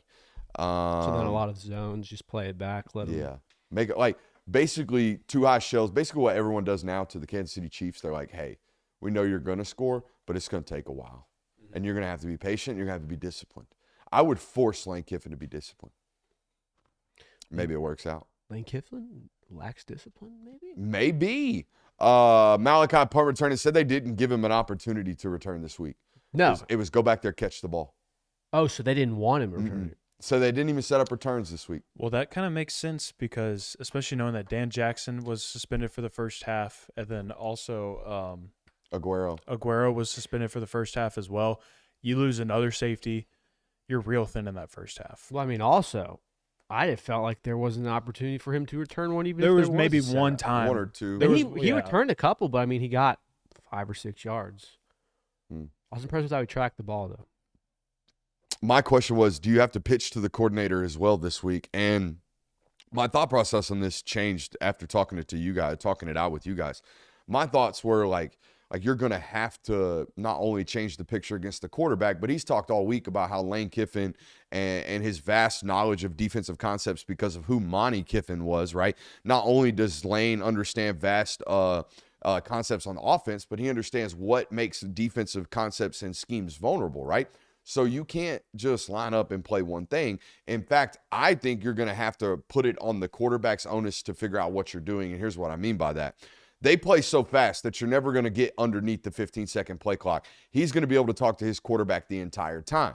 So just like in the Texas matchup, you're going to have to change things post-snap to make the quarterback make decisions, because if you allow the coordinator to make the decisions for him before the snap, you're probably going to give up explosives a lot in this football game because Lane knows how to make you vulnerable. Now, we can get into the deep depths of football chess here, but does the cat and mouse game then become Lane Kiffin's not going to show you anything till you get that 15-second mark when your defense thinks, okay, they've got their plan, let's adjust now, and then Lane Kiffin can go off what he has? No, I think the cat and mouse game here goes with the offense from Ole Miss plays with such a pace that you're not able to do this. You have to call defensive concepts in, get your cleats in the ground and play.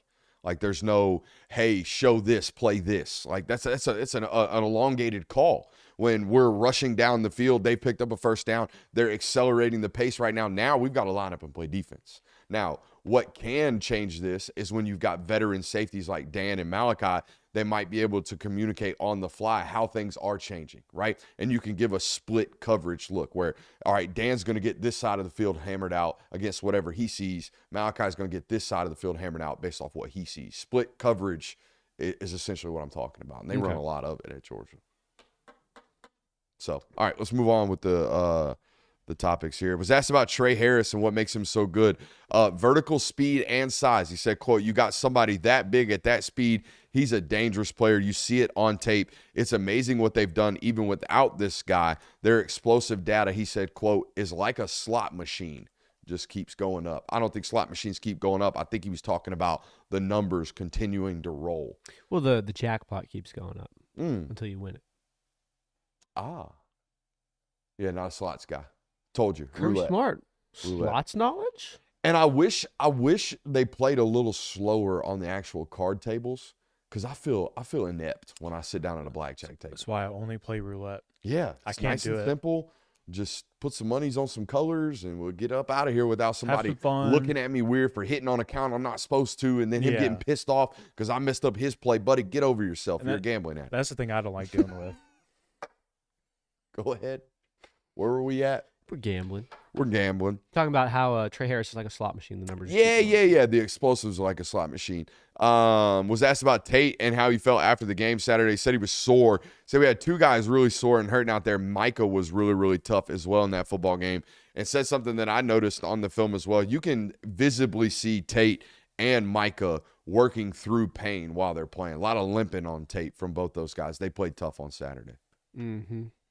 How did you think Tate played, by the way? I don't know if you've. I haven't gotten that far deep into that tape. I've watched all of the offensive clips one time through on the coach's copy. I just haven't gone through and taken the notes on it.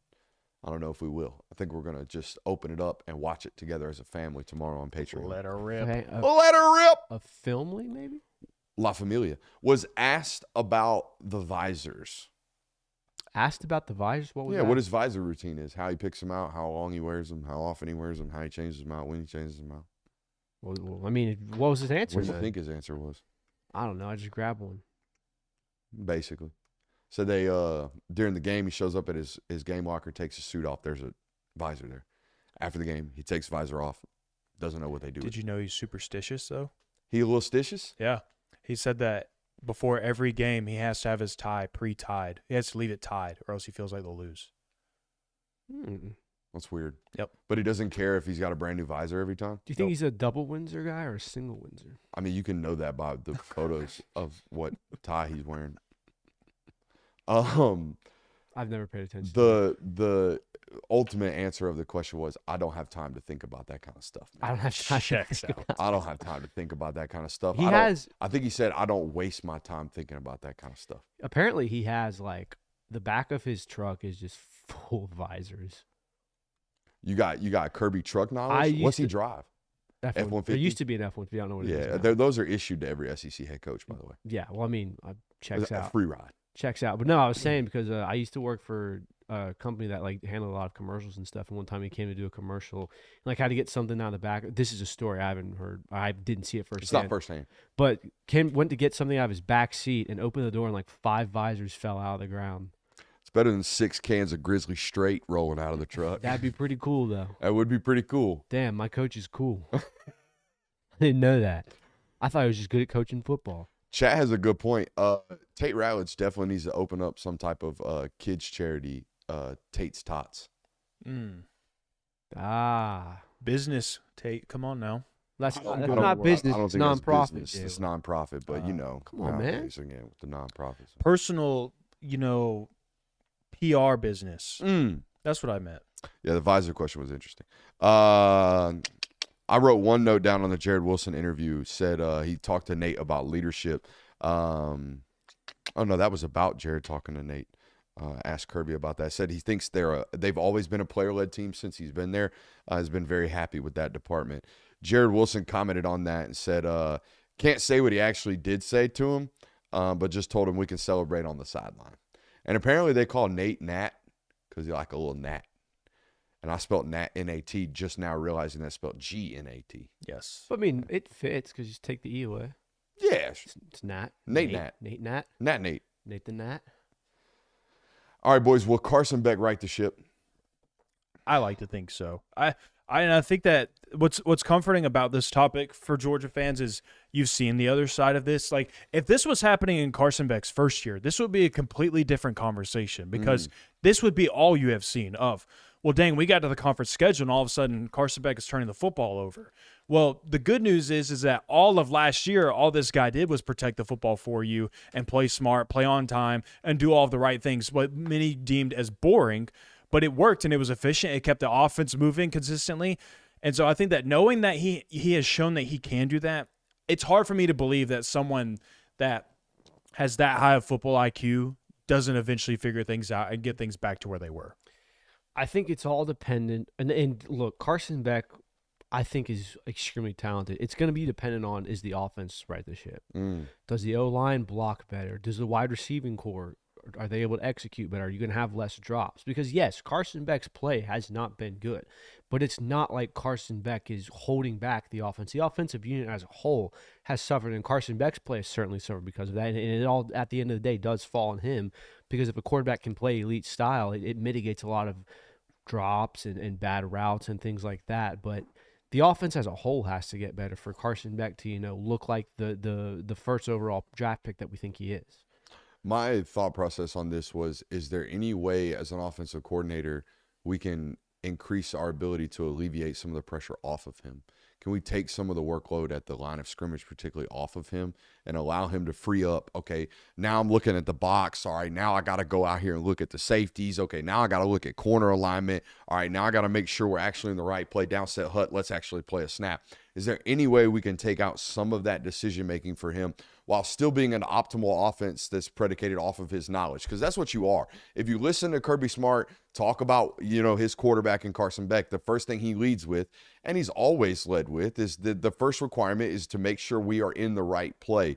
Is there any way we can alleviate some of that pressure? And I think for first and foremost, can somebody on that offensive line take away, like, for example, last year with Cedric Van Pran, I highly doubt Carson was spending 2 hours, 3 hours, 4 hours a week studying the blitz packages. No. He got to study coverage packages.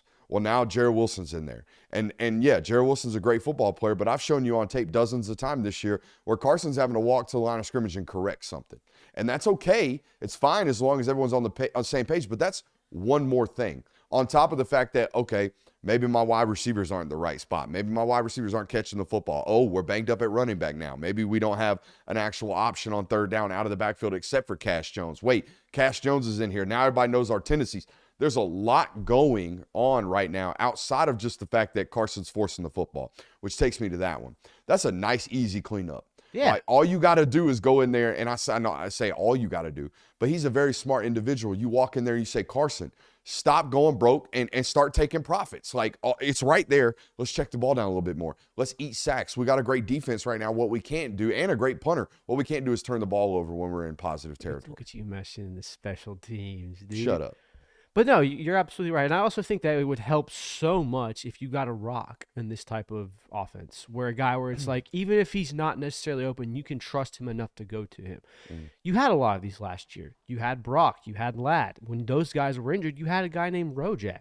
Rojak wasn't the flashiest wide receiver you had, but find me the bad game he played or find me just the egregious, oh my God, that's a terrible drop from Rojak. Better yet, find me the amount of 3rd and 9s where they're like, hey, where's Rojak at? Like, even when Stetson was here, Stetson relied upon that guy in critical downs. Yeah, so I mean, you need someone, and it doesn't matter who it is. It can be Lawson Luckett, it can be Dylan Bell, it can be anyone on that roster.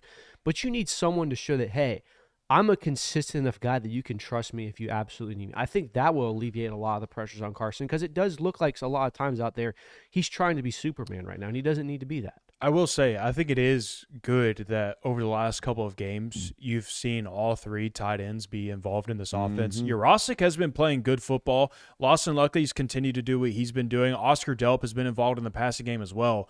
You're starting to get 3 bona fide additions and options in the receiving game from your tight end spot.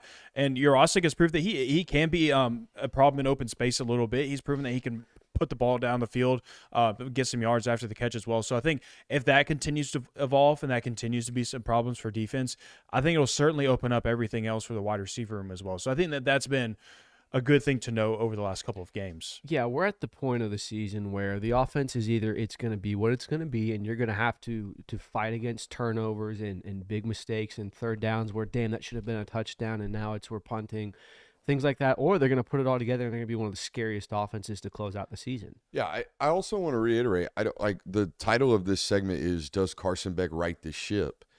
I don't think the ship is steering towards an iceberg right now or shallow water. I think it's just merely veered off course a little bit. Mm-hmm. I think we got to direct it back online. That's it.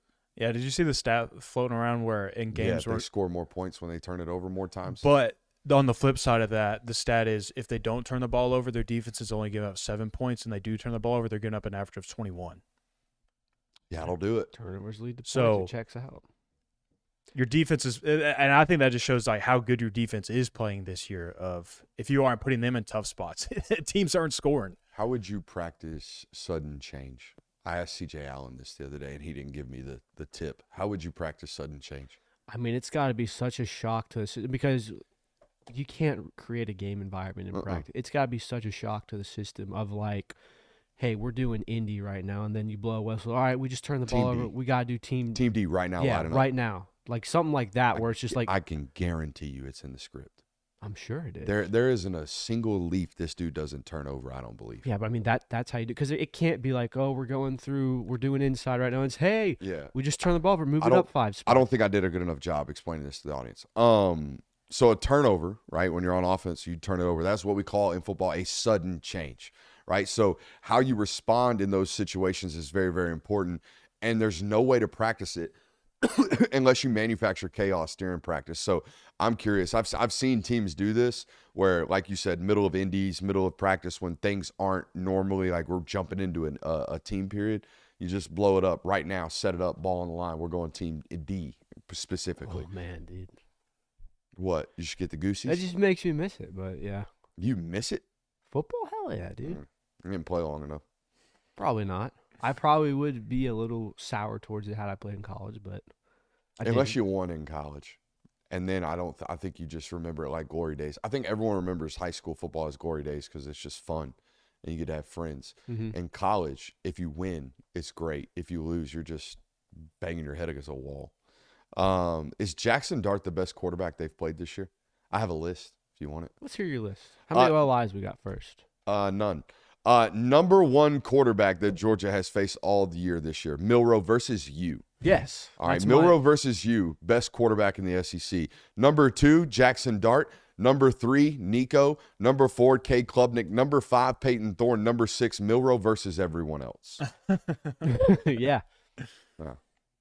But no, Jackson Dart, I think that, and there's always the kind of the voodoo of, the dual threat quarterback against a Kirby Smart defense. You know, look at Johnny Manziel, look at Cam Newton, look at Jalen Miller, look at all the guys that have had success over it. Does anybody not have a bigger stressor implemented into the game plan when the quarterback can take off? I've heard this about Saban defenses for years too, even when he was at the pinnacle. It's like, mobile quarterback, that's what it takes. It's like, bro, everyone takes a collective breath when there's a mobile quarterback on the other side of the ball. It makes everything harder. I agree. Yeah, I knew that's where you were. I know you know that. Okay. I just don't know how many other people know that. Yeah, no shit. Mobile quarterback makes it harder. Yes, I mean, his ability to stress a defense is definitely something to look out for. I do think that he has a propensity to kind of throw himself around. You talked about last year of how he throws his body around. You can get him, and he's not mistake free. So there's opportunities there to get him. We saw that last year. I think it's just going to be, can you get him enough off spot and then try to force it, make him feel like he has to be the superhero in this game, because usually that doesn't go well for teams unless they play out of their mind good, and that happens once every so often. It doesn't usually happen to a Georgia team twice in one season though. C.J. Stroud did it in 22. Milroe did it in 24. I don't think anyone really did it in 23 against you. So, I mean, like, the superhero efforts, you don't see that much. And I don't think you're going to see it from Jackson Shaq giving me shit for leaving Quinn Ewers off that list and not realizing that I was doing a bit. Continue. I think the good news is I think what you have to do against Jackson Dart if you want to give this offense problems is you have to have constant pressure. You have to constantly be in the backfield, and you have to make life hard on him in the pocket. And when you do that, I think that is when defenses have the ultimate success against him. And this offensive line is not the cream of the crop when it comes to SEC offensive lines. They're giving up 19 sacks this season and 49 tackles for loss. Teams are getting in the backfield against he Ole also Miss. holds the football. He does. Their depth of target is far longer and far deeper than most opponents that Georgia plays. So I think that's the good news is that your pass rush is showing that they've been able to get into the backfield consistently this year, and you're playing an offense where they're kind of letting guys back there on a high rate as well. The Jackson Dart equation is very interesting, and he got himself hurt in this football game last year. I don't know if y'all remember. There was a play on the sideline. Yeah, didn't Spencer Sanders come in for a minute? Yeah, I mean, there was a play on the sideline where he's got every opportunity to get the hell up out of bounds, and he chose not to. And I thought it was important that I asked, and I didn't do a very good job of asking it because it wasn't scripted. And normally when I'm asking questions, they're very thought out. This was not. He said something in the press conference about Jackson Dart and his ability to run the football. And my question was like, hey, how are y'all coaching this week? Because this is a quarterback. He runs physically, but this is still a quarterback. They protect this position far more than anything else on the field. It's like the only thing that they care to protect. So how are y'all coaching this? And the answer was simple. He's a running back. When he's running the football, we're going to treat him like a running back because the run reels of this guy have just as many, I'm protecting myself as I'm here to run you over today. I'm here to run you over and put you on my highlight reel. Yeah, and to be fair, this could just be recency bias. I'd have to see like data on it. I don't think that the mobile quarterback necessarily always gets the same treatment that the quarterback does. If Carson Beck scrambles and goes for it, he's going to get that treatment. If Quinn Ewers does that, he's going to get that treatment. Riley Leonard's probably not going to get this. Jalen Miller probably doesn't get this from the refs. So let it rip. Like, go treat him like a running back. It's fine to do that. I don't think you have to necessarily worry about penalties in this game, or at least in that aspect. You do have to worry about penalties because you've been very down this season on it. Ole Miss has two. They have they're giving up the third most yards in the country on penalties this year. So but I think it's all offensively. I think majority of it is offensively. So what it sounds like is between two offenses that like to throw. Why is it? Yeah, why are they so penalty prone on the offensive side of the ball? Is there lots of holds? I know you don't have the breakdown. The only reason why I thought this is because I went and looked at the penalties and I saw that they were averaging a high number of them, and then I saw they were also giving up a high average of yards per game as well, like 85 per game. And then I immediately went to go look and see how many first downs per game they're giving up. And I'm able to check how many first downs you give via penalties. Wasn't exactly a high rate. So that made me think. Your conclusion was most of them are on offense. Yeah. So obviously the defense isn't the one giving up through penalties. So that led me to think that it's offensively. And I would imagine an offense giving up a lot of sacks and tackles for loss, you probably are holding a lot. Yeah. So what I'm hearing is between two offenses that are highly penalized, two teams that would prefer to throw the ball firsthand. I think it's safe to say Georgia's a pass-first team this season. And two teams where turnovers might be a factor in this game. This is going to be a long football game. Yeah. I mean, just with the pace alone from Ole Miss, I think it's going to be a long football game. I wonder do you think the idea of, quote, shortening the game is not a loser's mentality, but do you think it's like conceding that we're not as good? That's a very interesting thought because you don't see a lot of teams that have the talent advantage being out here like, we need to shorten this game. Yeah. I mean, it is in a way conceding because I think that the less opportunities your opponent has to score against you, the better chance you have of winning. Mm-hmm. So in a way it is conceding, but it also could just be just the type of game plan you have. I was about to say, isn't that mathematically and schematically the best tactic in this football game? Yeah. To make sure that they don't have 14 possessions. Yep. Mm-hmm. Because, in some of those, they're liable to hit you with a death shot. I will say there is some rain in the forecast for Saturday. Yeah, I've seen this. There's a lot of questions about this as well. I think that obviously favors Georgia in that football game. You'd think so. If there's a lot of rain. 70% chance. Of heavy rain or 70% chance it's going to mist? It just says 70% chance of rain. Yeah, thanks a lot to the weathermen. Yeah, because I mean, if it's really grinding. If it's 2019 Kentucky, it's going to be a lot of little piss storm. A lot of running the football. Ooh, that was a tough game to watch. You got an Infinity Stone topic here? Yeah, so I want to give you a list of teams and tell me what they all have in common, okay? They've all taken L's. No, I'm just kidding. Go ahead. Alabama, LSU, Texas A&M, Oklahoma, Ole Miss. I know it. Kirby doesn't have a road win on either of those. He got it. Wow, that's impressive. J. Will pulled an even better stat out of his ass where he goes, they've all lost to unranked teams. Oh, Yeah, I didn't even think about that, but that's also true. But no, Kirby Smart has the opportunity to win his first game in Oxford this Saturday. I mean, he played him in 2016. That did not go well. I believe that was a 45-14 loss. That was a disastrous. It was his first loss of his career, actually. So the fact that you have the chance to go out and win and beat your first game in Oxford, kind of a big deal. I wish I was a little more excited about experiencing a game day in Ole Miss this weekend, but I want You're to. not? I'm excited for the Grove. I'm excited to see what that looks like. I would be excited simply because it's one of those things where it's such SEC lore. Yeah. Like people within the SEC know about it, but college football fans don't necessarily know about the Grove. So to be able to say you've seen it. I am excited to see I'll say this. What I am looking forward to is I think that Ole Miss is going to be a very unique experience compared to the other stadiums that I've been to so far. Like, I think Kentucky is in this conversation as well because their stadium is very unique. You compare it to a pro football field, I would kind of agree with that as well. I think Ole Miss is just the definition of like one of these former Western Division SEC football teams that's not Alabama, LSU, that they're just a little different. They do things a little different, but it's just a unique experience. So I'm excited to see that.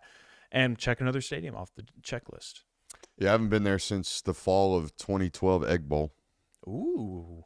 Yeah, should be interesting. 2012 Egg Bowl, that was probably a fun game to watch. I don't remember much of it. I remember meeting Robert Nkemdiche. I remember him not being able to watch the game. He was getting crowds were. Oh, he was on a swarming visit around as him. well? Yeah, the same class. Made me look like a small child in the locker room afterwards. Yeah. I watched Hugh Freeze give a post game speech that night. Was he there in 2012? I think so. I mean, it was either him or whoever was right after him. I'm pretty sure it was Hugh Freeze. No, Hugh Freeze was there from like 13 to 16. Find me who the head coach was in 2012. That's what I'm doing. Yeah, it obviously wasn't that memorable. I remember him telling them to enjoy the Hey, win. it was Hugh Freeze. He Yeah, was there I remember him 2000 telling them to enjoy the win, but not too much. Mm. You know, don't get in trouble, that kind of thing. It wasn't that moving, but I was like, you know what? I'd play here. Was there no cussing? No, I think there was a few. You know, this was just before all the shit hit the fan. Yeah. Out there. So, yeah, a good little notch off the old belt for Kirby Smart. Should we get crazy, though, to think of how dominant he's been in this conference. And they're still, now granted, Oklahoma's new, so you haven't had a chance to play them. How dominant he's been in this conference, and there's still 4 teams he hasn't beat. Well, he's never been to Kyle Field. True. He's never been to Norman. But surely that will be off the list. He's been to LSU once. Yep. Yeah. You're 0-1 at LSU, you're 0-2 at Bama, and you're 0-1 at Ole Miss. All right, let's move on. Should we do previews and predictions and then close out the night with notes on recruiting? Yeah, I think That's that a works. good idea. I am reserving the right to withhold my prediction until the film is able to be broken down. But I will say this. They have the rare balance. What's up? What if you did a pre-film prediction and then a post-film prediction? Ooh. And then see how much it changes. So that way we don't feel left out. I don't know. I don't know where this game's going right now. What's your gut I feel tell like you? I have to go through it. What's your gut tell you? My gut tells me it worries me for Just Georgia. do what 90% of the rest of the media does. Georgia 38-37. Now let's go into this. Lots of points. I see it. This is a rare balance between scheme and talent that you should be a little bit concerned about. I don't think Jackson Dart is this comes with a lot of caveats. I don't think he's a quote-unquote special talent from an NFL standpoint. Like, I don't think this is going to work on Sundays. But I do think this is the rare blend of a guy who's in year 3, who's a really good college quarterback and is playing at a special level right about now, right? With this system and these weapons around him, he's undoubtedly capable of special. We saw that this past weekend, 515 yards and 6 total touchdowns. Defensively is where I'm extremely curious. They have the ability, obviously, as you mentioned, to create a tremendous amount of havoc. 91 tackles for losses through 9 games is insane. It's absolutely insane. And it's not like right about now, Georgia's giving me warm and fuzzies in the protection department. Like, their offensive line is not playing at the level that they should be right now, and I think they even would admit that. Granted, they've had a lot of injuries, they've had some moving parts, but this is going to be a 4-quarter fist fight, in my opinion. I'm leaning Georgia because I know their defense is going to be uber prepared, right? Uber prepared. From switching and a confusion standpoint, I don't imagine Georgia's defense to be out here turning around looking at the other guy like, I thought you had him. That doesn't normally happen in these football games. As of right now, leaning Georgia by a narrow margin. So my question for this, and I think a lot of people have, is the difference between Georgia versus Ole Miss last year and what happened in this year just what they've done on defense? Is that like truly the biggest difference? Yeah, I mean, offensively, they look better on paper. I don't know if they are. I liked what they had offensively last year. They have very similar weapons now. Obviously, they've added Antoine Wells, and Caden Lee's increased his role. They played that game last year with a very banged-up Trey Harris. I think they're going to play this game with a very banged-up Trey Harris. But the difference was last year they had Quinshon Judkins and a run game that I thought was peaking towards going into that football game against Georgia. Remember last year, Judkins had a weird abdominal injury early to start the season and then really started to peak midway through that year. I don't think they're as good running the football right now, but they're far better passing the football. But they have not played anybody from a defensive standpoint, at least at the caliber of this. So I think it's an interesting one. No, I agree. I think it's very interesting. I think that kind of what this game boils down to me is, while Ole Miss does have the dudes up front, and this translates also into them being really good against the run. They rank, I believe it's 84th in the country for passing defense, while Georgia ranks 22nd in the country right now. And that's playing some pretty good passing offenses throughout the year. That's Texas. Alabama was one of those, certainly, when they played them. Clemson has kind of shown this as well throughout the year. So I think that Georgia, it matches up well. I think that their defense obviously matches up well against Ole Miss's offense. And I think that there's not many games where you wouldn't want a Georgia defense matching up against any offense. But it is going to boil down to, can Georgia protect Carson Beck, and can this offense remain clean and be consistent enough and not turn the ball over on Saturday to where they aren't just completely gifting Lane Kiffin opportunities to take a shot, go up another score on maybe 1 or 2 plays, because you know that's what's going to happen. I mean, heck, Florida did it last Saturday when they got a turnover. It took 1 play for them to put 7 points on the board. But I do think that the difference is, I think that Georgia's defense is going to create problems. I think that they are going to be able to get in the backfield. They're going to create some issues for Jackson Dart. I don't think Ole Miss is going to be able to play as clean offensively as they would hope to in this game. So I have Georgia winning this game 34-28. Come on, Curb, lay it on me. So this game very much, in a holistic view, boils down to, who do you trust more in games and situations like these? Do you trust Kirby Smart, a guy that has done it time in and time again? Or do you trust Lane Kiffin, a guy who seems to always kind of get his team to where they need to be to have a chance to play in the postseason and then fall short?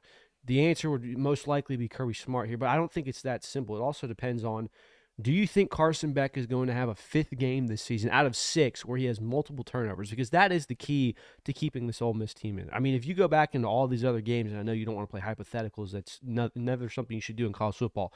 If Carson Beck plays turnover-free football and the Georgia offense doesn't turn the ball over, they smoke all of their opponents, including Alabama.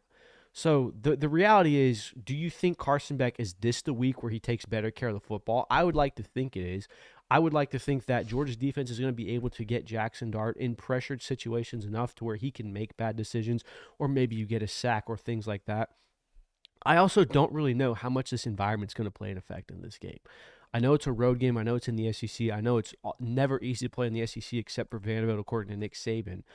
but you've been here before. You were in Tuscaloosa. This team at this point has been so battle-tested to the point where I'm not necessarily sure that being on the road against Ole Miss in a 3:30 slate is going to be the toughest thing they've done all season. So for all those reasons, it's kind of me just trusting the fact that Georgia's probably going to fix the things that have been hindering their offense, their team as a whole for the entire season. So I'm going to go Georgia wins this game 37-24.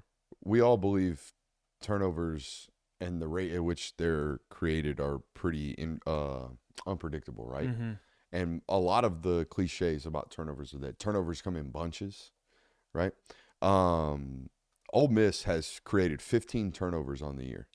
They have one football game in which they did not force a turnover. Do you want to guess which one it is? Kentucky? Kentucky. They created one against Furman. They have forced 2 turnovers in every other football game. So they normally turn it over in bunches. Mm-hmm. If you create one, or if they create one, more than likely they're creating 2. A lot of forced fumbles and fumble recoveries on this roster as well. So, But is that a metric that you can look at and say, okay, they're good for 2 turnovers this game? Turnovers. no, that's what I'm saying. I'd bet on it to go the other way.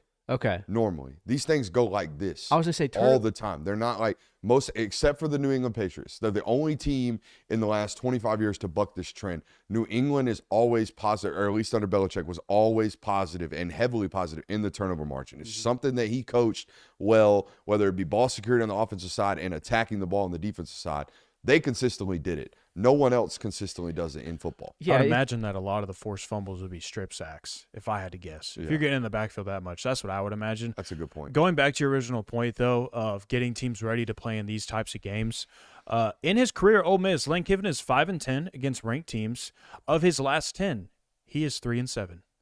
So I mean, it's just not great against ranked teams. Period. And it feels so hacky of me to say Lane Kiffin just doesn't win these football games, and there's really, other than records, there's nothing to back that up as to why. But it is a game where you come into it and you say, are you going to trust Kirby Smart, or is Lane Kiffin going to deliver the upset of a career for him?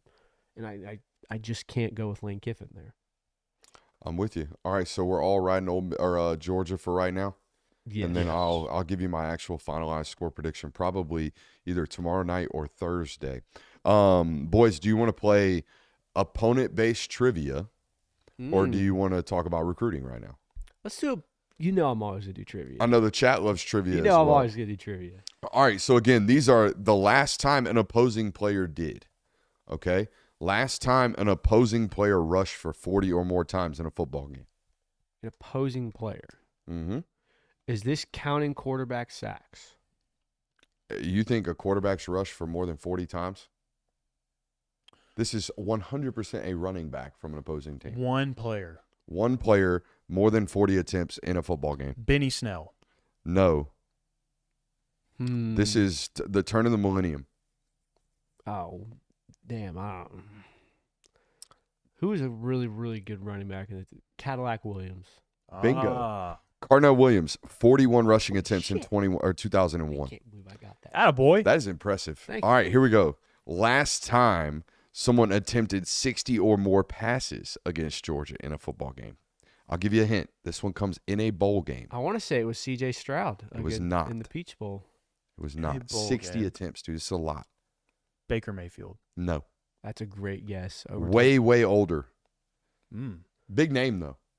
Bowl game. No chance you get attempts. This. No chance. Could we get a Hawaii Sugar Bowl? No. Colt Brennan? Nah, he was getting murked, dude. NFL legacy name. NFL legacy name. Can I get the time frame? OG's rhymes with it. Now he's throwing me off. Drew Brees produced 60 passes in 1999. That was the Quincy Carter legacy game. Yeah, Quincy Carter brought him back from down 20. Last time an opposing player caught 200 or more yards in a football game against Georgia.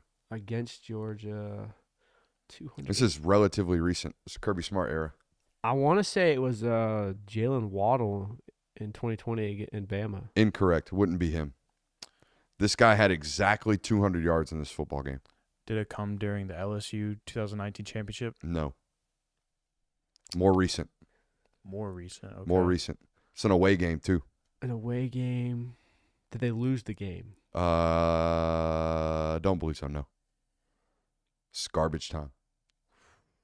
It wasn't, no, because that was at home. It wasn't Andy Isabella for you. No, it was not. And more recent. It's 2021. Cedric Tillman had 200 for Tennessee. Oh. The last time a team attempted a fake punt. Topical. Ohio State. No. No, it wasn't Ohio State because Kirby called the timeout. Topical. Last time a fake punt. And it was successful. This was like 4 years ago. No, it was not. Was it one of the cupcake games? Nope. I'm giving you all the hints. It's topical. Ole Miss. It was Ole Miss last year. Frazier Masson. Rush attempt successful. Attempted a fake field goal? No chance. No chance. Vanderbilt 2014. It was 2014. Close. Florida. Damn it, dude. All right, let's talk recruiting. Georgia obviously had a decommitment from Shamari Earls, an extremely talented Georgia profile corner. Was originally committed to South Carolina, decommitted from South Carolina, flipped to Florida, or flipped to Georgia, decommitted from Georgia, and is now a Michigan commit. This guy's 6'2", 200 pounds, sub 10.8 in the 100. This was 100% a Georgia take. This is a loss on the recruitment battle. I'm sure everyone else has been telling you the same thing, but this was one that Georgia was heavily in on and heavily involved in based off the physical metrics of this individual. He's a great Georgia profile. You know what I mean? 6'2", 200 plus, sub 10.8. Is this one where it's, and I know in the recruiting world for nowadays, you're never really out of it, but is this one where it's like, damn, we really lost it on this guy? Or is it kind of, hey, he's going and feeling other options right now? Because did he not already flip once? Yes. He did. Like I said, flipped South Carolina to Georgia and then Georgia and Michigan. I think it's pretty clear to me Michigan's playing a little ball right now. They got that Dave Portnoy money. I think we're under the impressions that Michigan's playing some ball right now. And I do think it's probably 40 days before signing day. I think it's more likely that he ends up flipping somewhere else than flipping back to Georgia. I don't know. Well, Georgia's also not usually a team where it's like a final push type deal. Unless it's KJ Bolden or Mike Matthews. Uh-huh. In-state 5 stars. They're normally they're going to go to bat for. Could you imagine if KJ Bolden ended up playing for Florida State on this team this year? Yeah, he'd be in the portal. He'd be Travis Hunter for He'd them. be in the portal right now. I'm going to tell you guys a little cockamamie theory I got dropped in my DMs yesterday about a potential portal entry. I don't believe it. Is it an off-air thing? I don't believe it. Yeah, it's 100% an off-air thing. Damn. I don't believe it. That's why I'm never going to say it. I'm going to say it to y'all, and y'all going to be like, nah, I don't believe that either. All right. Where were we at? We did. Oh, yeah, let's talk about Vance Spafford. The commit today from Mission Viejo, California. This is down near, I believe, the San Diego area of California. Here's the stat on Mr. Vance Spafford. Everyone's going to tell you he's a 4.35 runner. That's obvious. Yeah. He a burner. 5'11", 175 pounds. Georgia's obviously made a concerted effort to get these types of football players on their roster. And even when they don't produce numbers, they produce results in terms of the way opposing defenses go about covering you. Okay. When Arian Smith's on the field, people back up, period. They have to. He's going to run by them. This guy will do similar things to them, even when he's just on the field to be on the field. That being said, here's the key stat. You ready? 17 touchdowns on 34 receptions this year. Good God. Every other one is a tud. Do we have film? Yeah, we have film. Is this updated film? This is from last year, I believe. Okay, so this is junior tape film. No, this is sophomore tape film.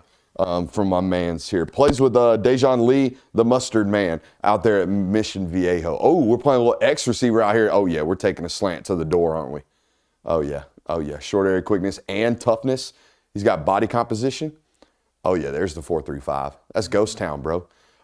It took all of 36 seconds before Lad McConkey comps ended up in my missions. I looked at the 247 and said, this is Lad McConkey. Yeah, no, it is. And honestly, I'll give it to him. I was just saying, I hate to. Only one I'll do it. You know, he white, he fast, he short area quickness, he Lad McConkey from now on. And honestly, that double move right there, that looked like Lad. This one right here, coming up on this next clip, this is what Lad did to SEC defenses for 3 years before he went on to the NFL. Yep. Redshirted the first year and then came back and started doing this to everybody.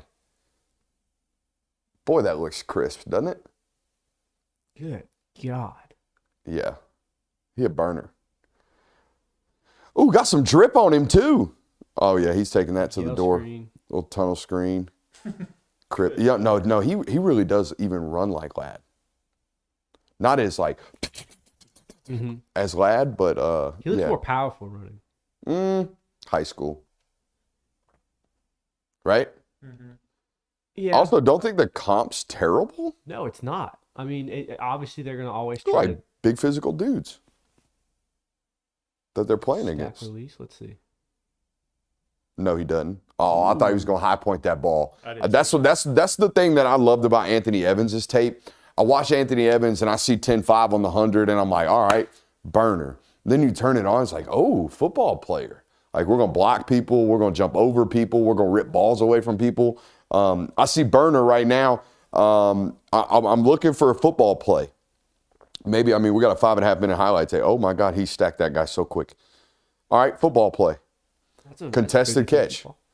I like the immediate life off the line of scrimmage right there. Boom, immediately stacking that guy. That corner doesn't look terrible either. Corner does not look bad. I'm impressed by this California level of football right here. Oh, my. Oh, yeah, he's a tough guard.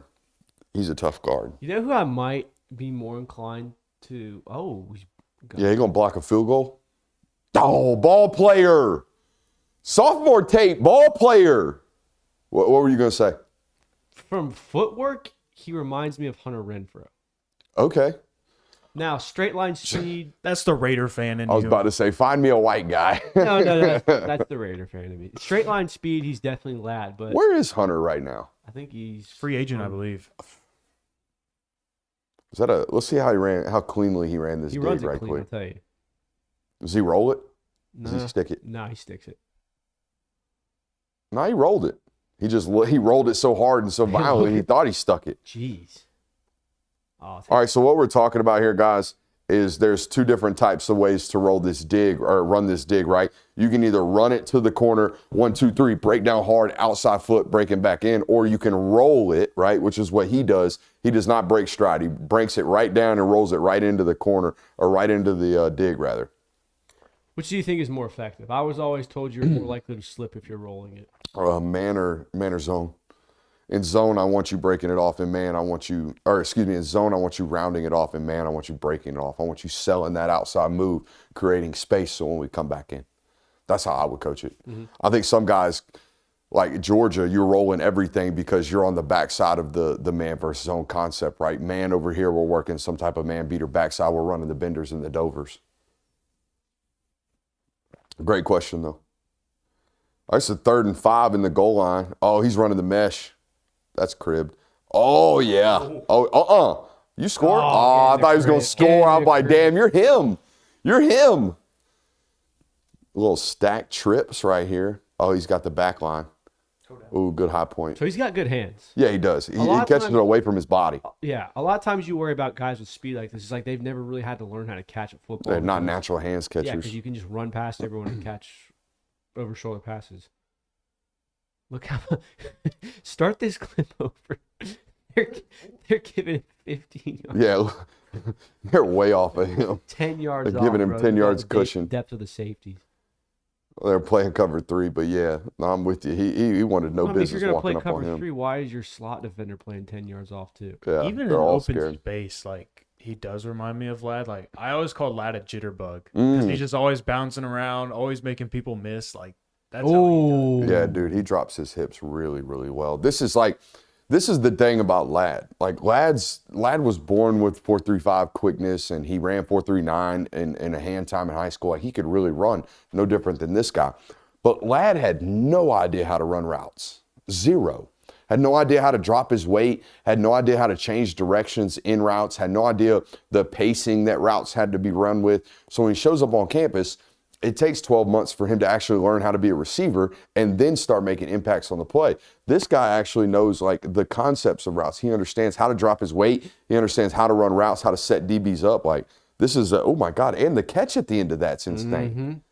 And this isn't playing Timmy's and Tyler's either. This corner is pretty good. Getting out of his break here. Watch this. Yeah, no, you're right. I mean, that's just a great route. Why isn't this kid ranked higher? Oh, man press. Let's see. He's a 4-star. Oh, okay. He gonna head top that guy.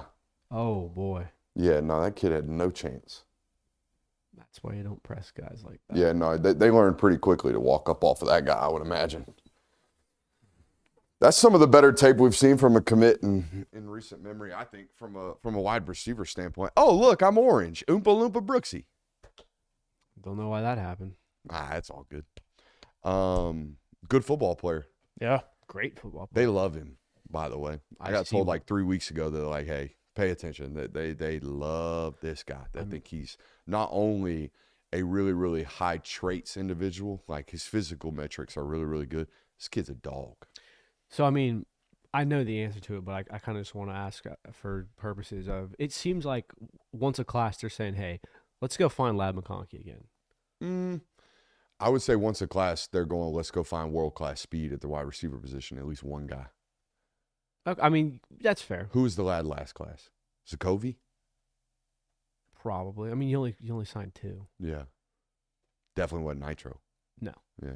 But I mean, like Landon Rolden this year, this 2025. Like Yeah. it seems like they're going and finding, okay, who's a burner guy that we can kind of develop into someone that's going. It's not the white guy thing. No, I was That's laughing. why I chuckled. I was laughing at thinking of Landon Rolden, also one of these guys that's just Holy every other shit. touch is a touchdown. That dude is eating right now. Yeah. I don't He think he's is. got a game where he doesn't have a $150. Every single time I'm on Twitter Friday night, it's just spammed of Rolden highlights. He's Yeah. eating right now. So, but no, it does feel like that's what Georgia's kind of. I think he doing. had a pick 6 the other night. Doesn't surprise me. He had one earlier in the year. He had like a pick 6 and 3 touchdowns. Just out here balling. North Oconee County don't got a shot against Landon Rolling. Ooh. 6'1", 190 pounds. Him and running Buster 4.4. Faulkner's son, Dealin. Yeah, dude. Good football player. All right, we got an interesting week still ahead of us. We good on tonight's show? I believe so. I think believe I'm so. good. Appreciate you guys for being here. Make sure you hit that thumbs up button. God bless you. Wake up tomorrow with a smile on your face.